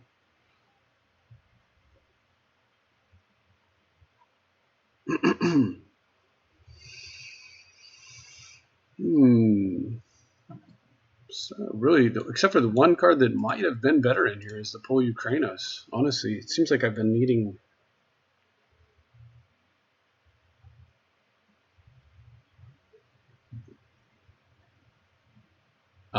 direct damage. Pol Ukrainos can actually kill Grizzlebrand, and in the right conditions, right?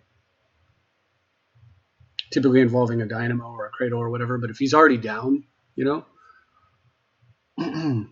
doesn't take that much. Does it? No, I guess it does. Never mind. That's a dumb thought. It doesn't work the way I was thinking it did. Oh, it's a painful mulligan. Oh, God. That is such a risky keep. It's too risky. All right, I can keep this. All right, so my way into this game is basically Elves. Winter Orb. We're not doing this. I do have the Time Walk, but I'm a million years off from playing it, so I think I'd rather just try to keep Vraska and have a route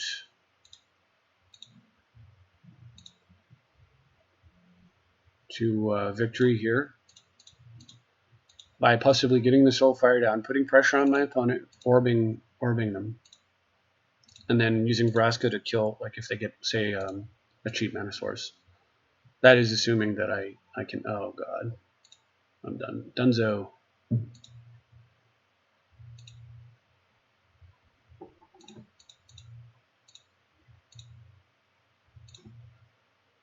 I'm in big trouble.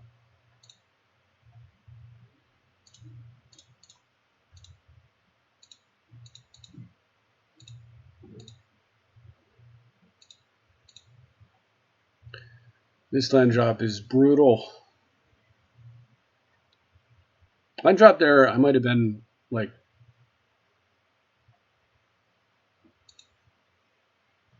Well, please give me some mana, sir.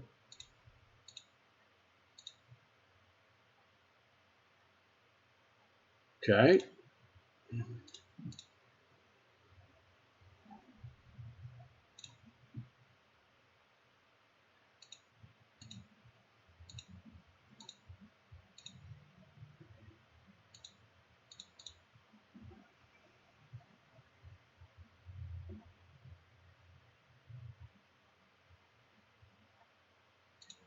All right.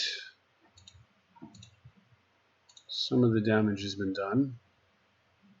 Please give me a land. Thank you so much.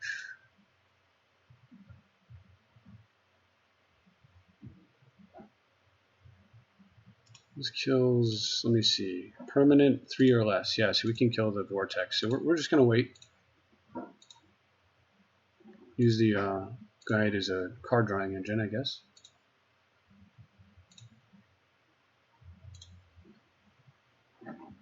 Sadly, I wouldn't be getting any life. So it's not great to make that play. What would it get me? It does dig me a little bit into my library, though. I think that's probably still okay.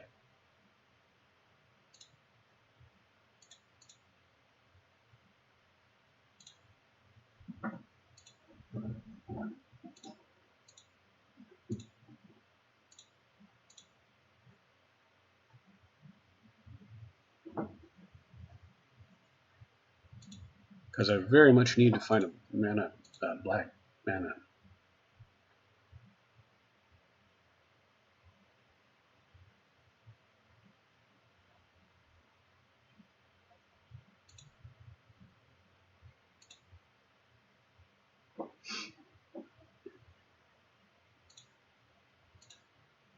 An untapped black mana, ideally.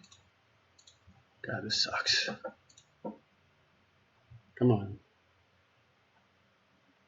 This could be a lot worse. Okay. Just gonna kill my elf. You probably should.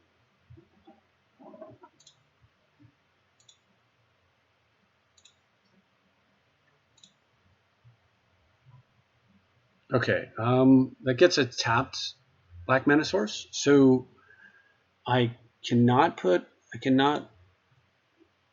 it's a tapped black mana source, right? Yeah.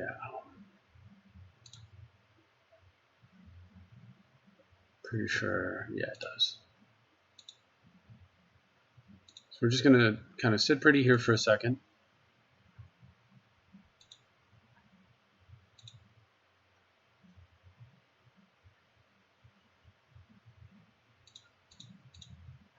The vortex needs to die. Okay.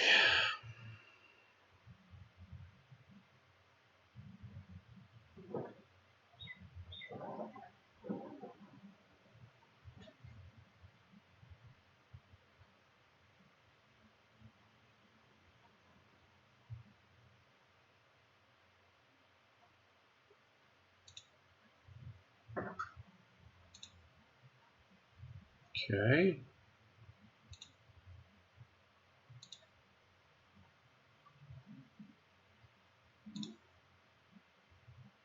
Elvish Mystic.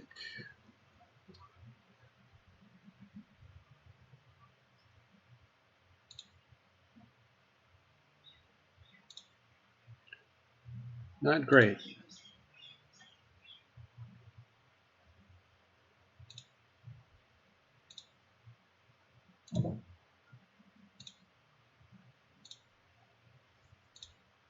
Almost dead, but not quite.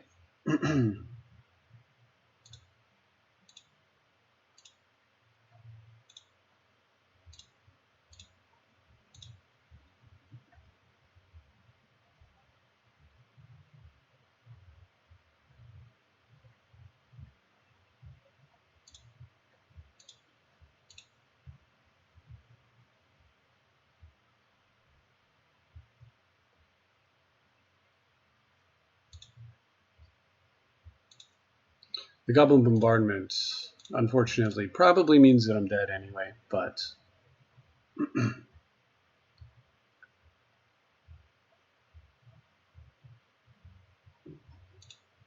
my opponent doesn't know how to do this correctly. Maybe, okay. Goes face, interesting. Okay.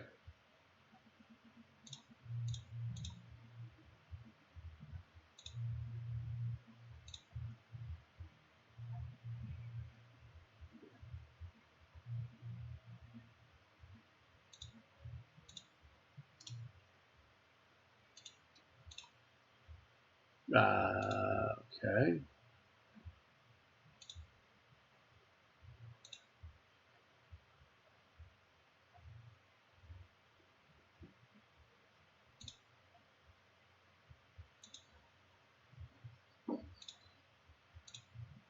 I mean, I'm dead on board, but, you know,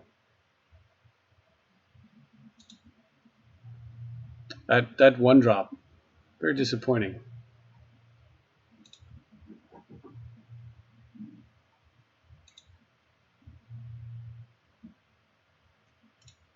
All right, you got it. You see the line. All right, let's get in our anti-aggro sideboard and hope that it's good enough. Sphinx, Angel, Reclaimer, just because it's often going to be, you know, large and in charge. Okay, probably not Winter Orb. We do need an extra planes.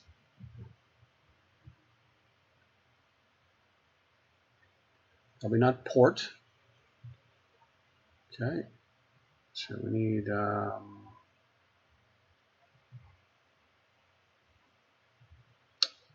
think Time Warp is a bridge too far.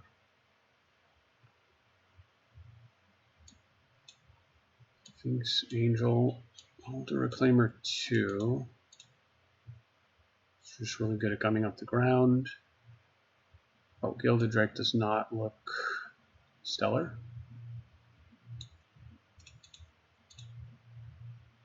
Very little blue. Can probably even add one more planes.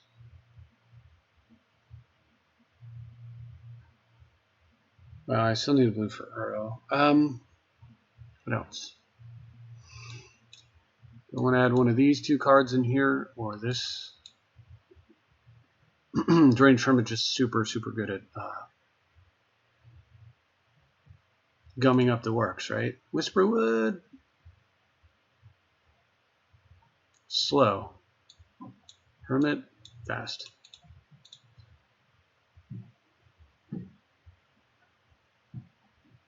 I need Karn because I might need to get that lousy enchantment off the board. All right, we'll try it. There's a chance. I mean, I definitely could win. I mean, I'm not going to win with this garbage. What is going on here? Well, I both games double mulligan. That's disappointing. It wasn't because I didn't have the right land. It's because I didn't have any. Excuse me.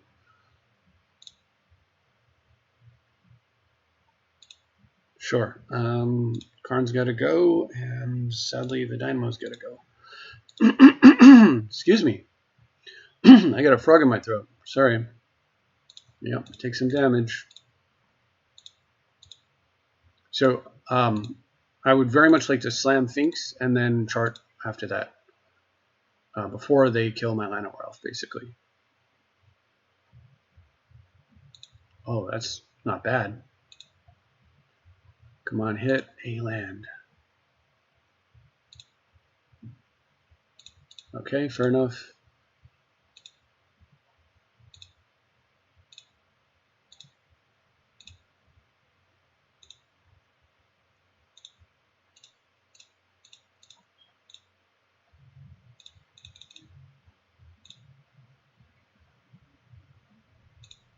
The sword might change things. I mean, I could just play sword next turn and then equip it and go to town.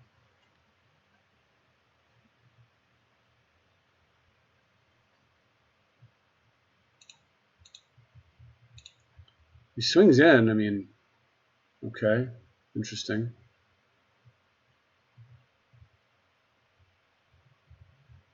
Yeah, it doesn't make any sense, man. Sure.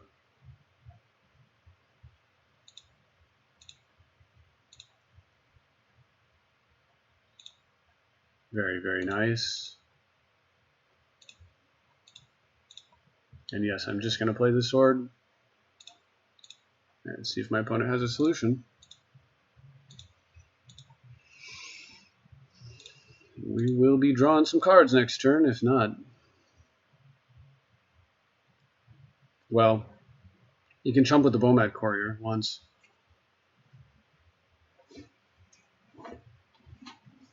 Alright. Sure.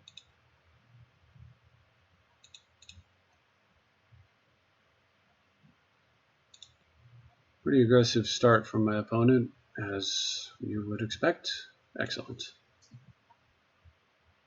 Probably need Ukrainos in here. I just want big, fat, get in the way walls, right? Thran Dynamo, probably not. Karn, I guess that's just asking for. Let's take Karn out. Let's take Thran Dynamo out, and let's bring in.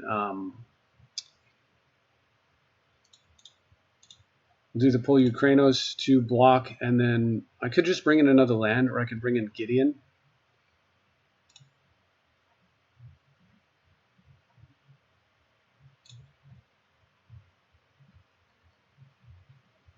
Or Whisperwood. Whisperwood's just a turn late, so Gideon's better. It's so important that I hit lands, like boom, boom, boom. It's possible that bringing another land is correct.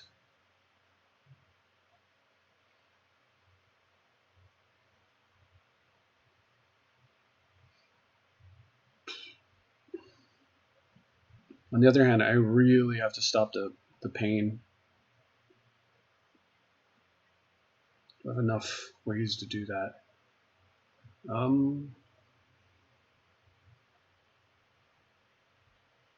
Like one more planes might be correct.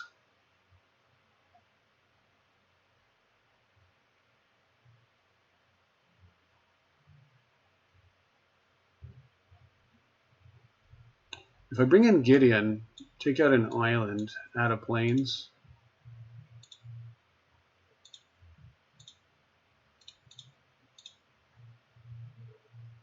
Yeah, this is probably my best bet.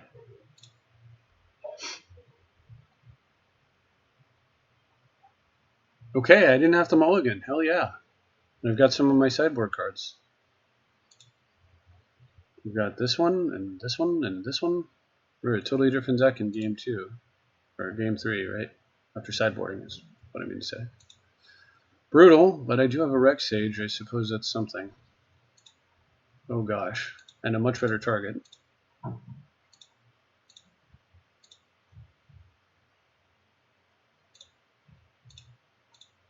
I probably should have played the Bayou there because of Wheel of Fortune. So hopefully I won't regret that. I am going to get the planes down next turn because of Wheel of Fortune.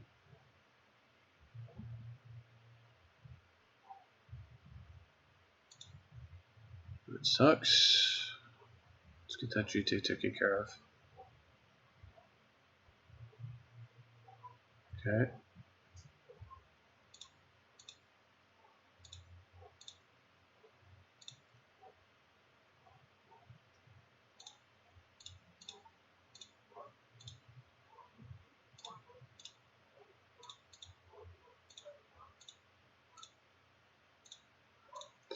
All right, let's just keep gumming up the ground. We'll get Gideon. We'll get Finks. You know, we'll get things going. The Reclaimer needs what? 2? 3. 3 lands in the graveyard. So the Flood is Strand. We're a long way off still. Oh boy.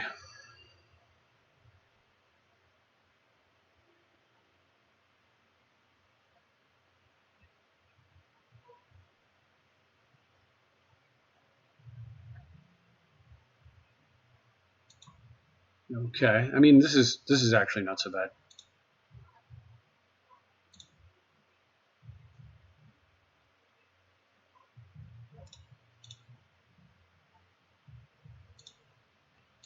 All right, we can trade this off, right? 5 mana to replay him, so I think this is acceptable. When it's a ways off from that.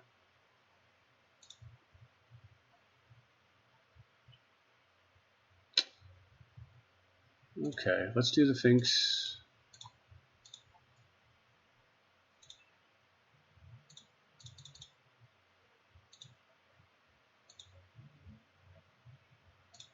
For the Hell Rider, and let's get the 1/2 out for the 1/1.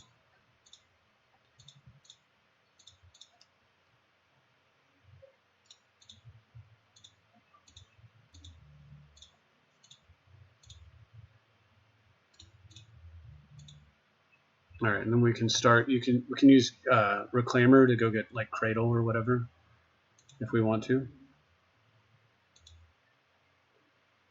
1 or fewer cards in hand. Okay.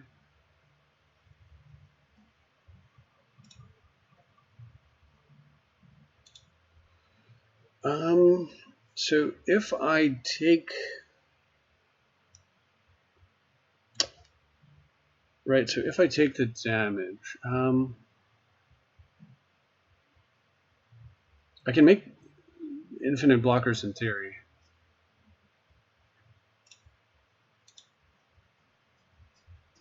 Five is a lot of damage to take.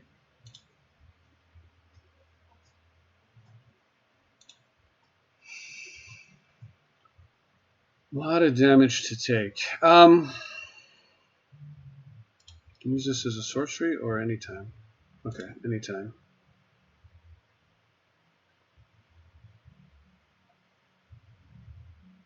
Hellrider,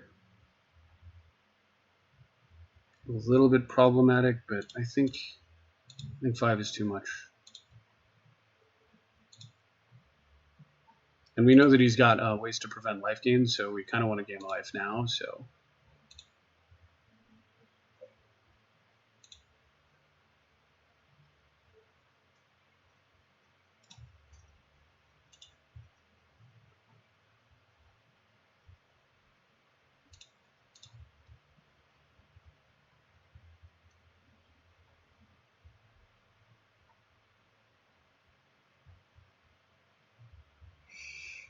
A little bit of a tough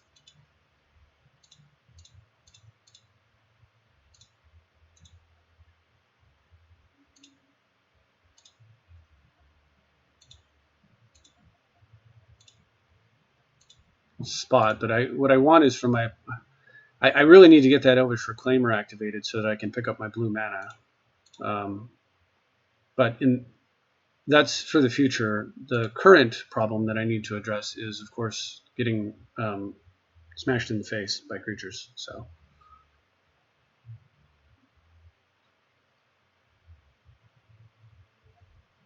I really need to deter. Plus, I also want to get the Reclaimer bigger so that I can. So I have a 3/4 blocker for the Hellrider. Caracas. Copter. Okay. Somewhat annoying.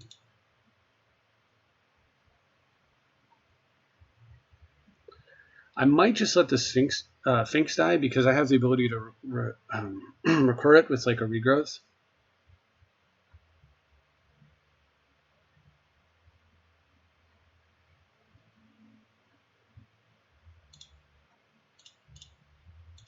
Plus it is 1 toughness, so it's just not as good as a 2/2. And it puts a card in my graveyard for the Uro later.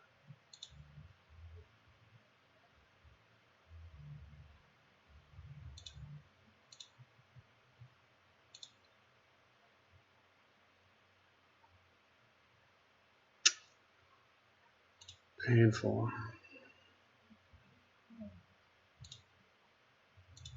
Copter is a mega problem for me.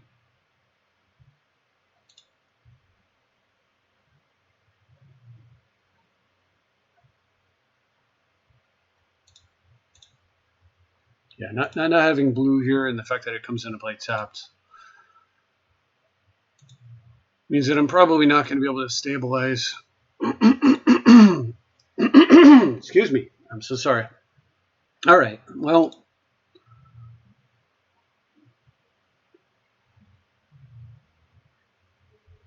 I can always regrowth Gideon later, potentially. I also have the Soulfire Time Walk combo in the deck somewhere, if I can get out some blue mana. I guess cutting one of the islands was potentially a mistake. All right. Well, this doesn't have... I don't have one, so...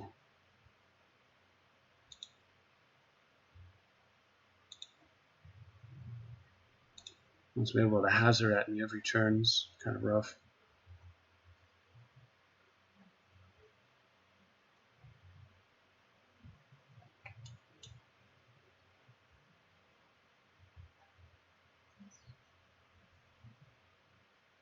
Wait, that's going face? That's not going Gideon? No, that's got to be Gideon. Okay, yeah.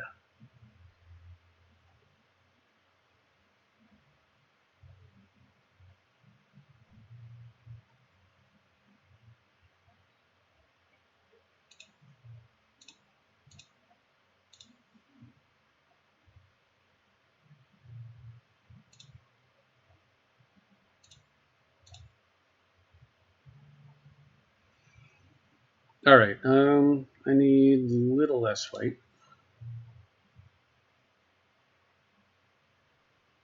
Comes into play tapped, so we'll put the breeding pool into play tapped.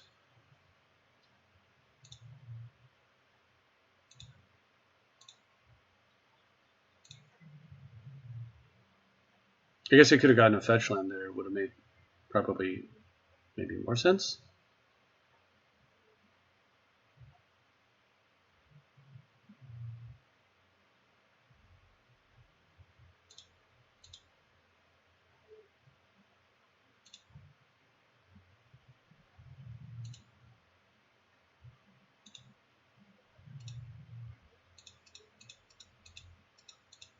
Yeah, a fetch land would have made more sense because then the reclaimer would be a 3/4. I guess this kind of hides the ability from my opponent, but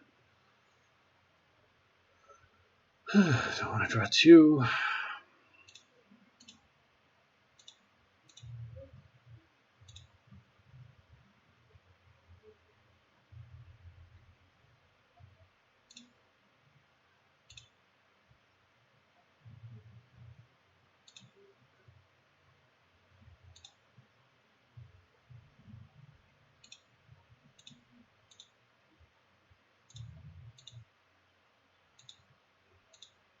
All right, so I've got to get blue.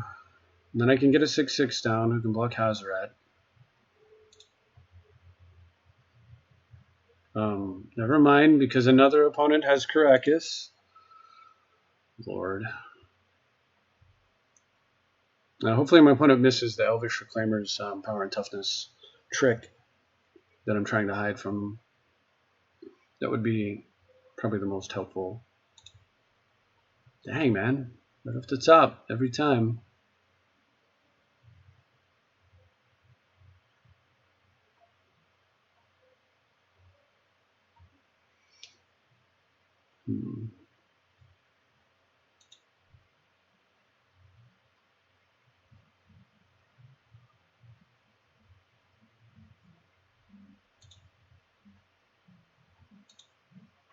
Opponent's Abyss over here. Okay, so they did miss it. That's good. Send the Hellrider too.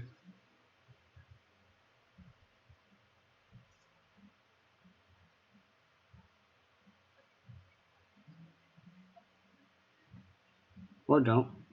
I think I'm probably better if you don't. At least for this turn.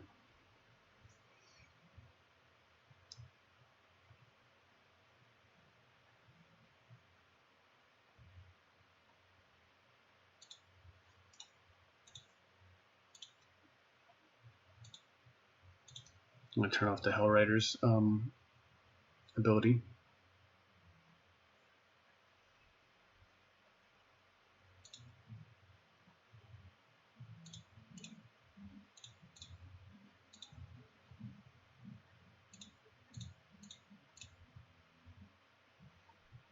Okay, that's got to go.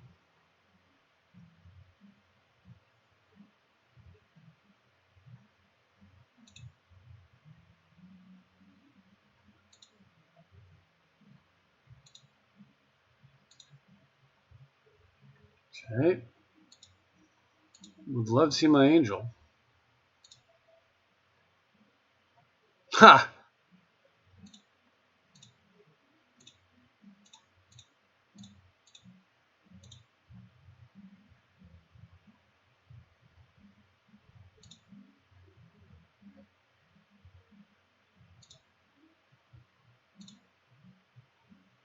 Thank you for not being legendary, Angel. Alright, now I can Hydroid Krasis and grab some life, maybe. I would like to Elvish Reclaimer into...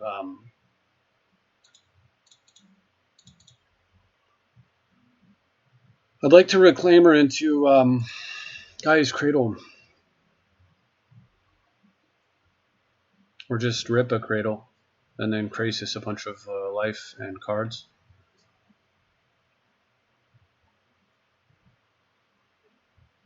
Alright, the game plan has always been the Angel, so...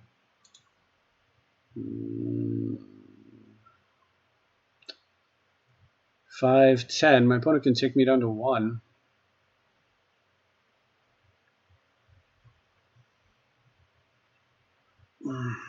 And then...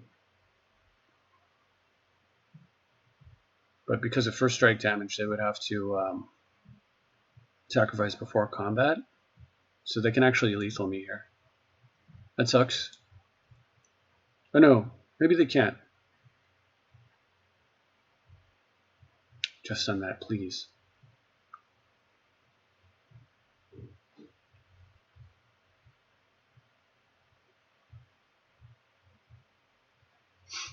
Unfortunately, the Angel just doesn't have enough health to... if it's a 5-6. Stop Hazrat, but it can offset it. Seems like one more mob. So one more. So he sends them all. I take 4. I go to 7. Block, block, block. Then I take 4 more. I take 1 from unblocked damage. I go to 6. And then, yeah.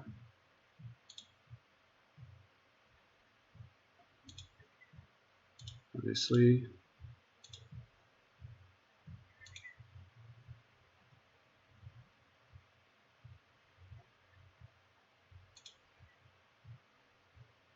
Alright, rip a Cradle. Land is good though.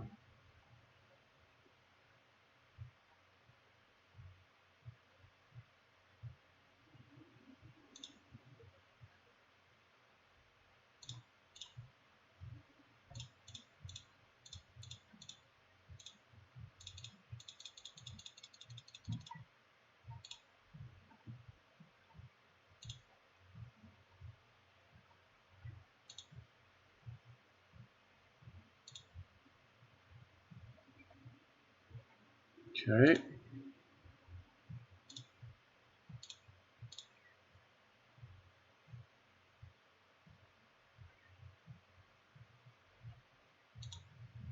I mean, sure. Sucks.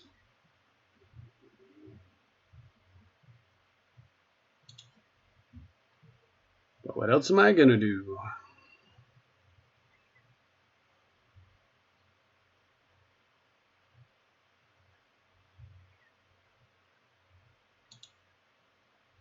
Ooh, a dragon. That's not good to see.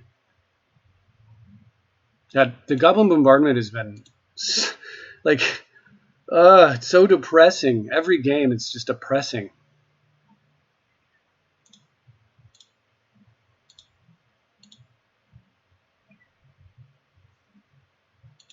Opponent has to win here. Can they win here? I have to chump and then block. No, they don't have lethal on board. They've got 4, 5, 6 damage on board.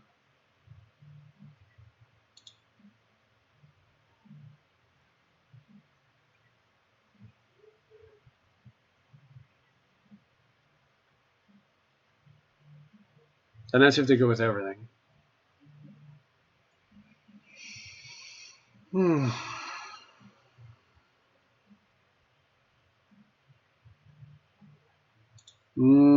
7, 8, 9 damage on board. Stop it.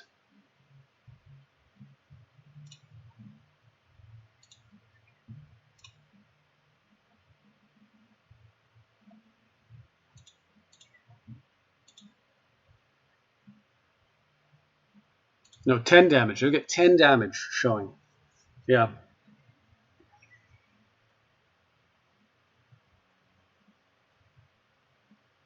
I'm just going to...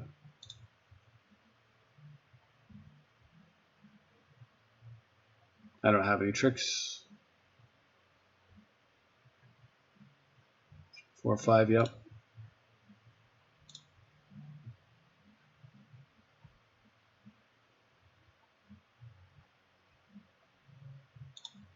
That is very disappointing.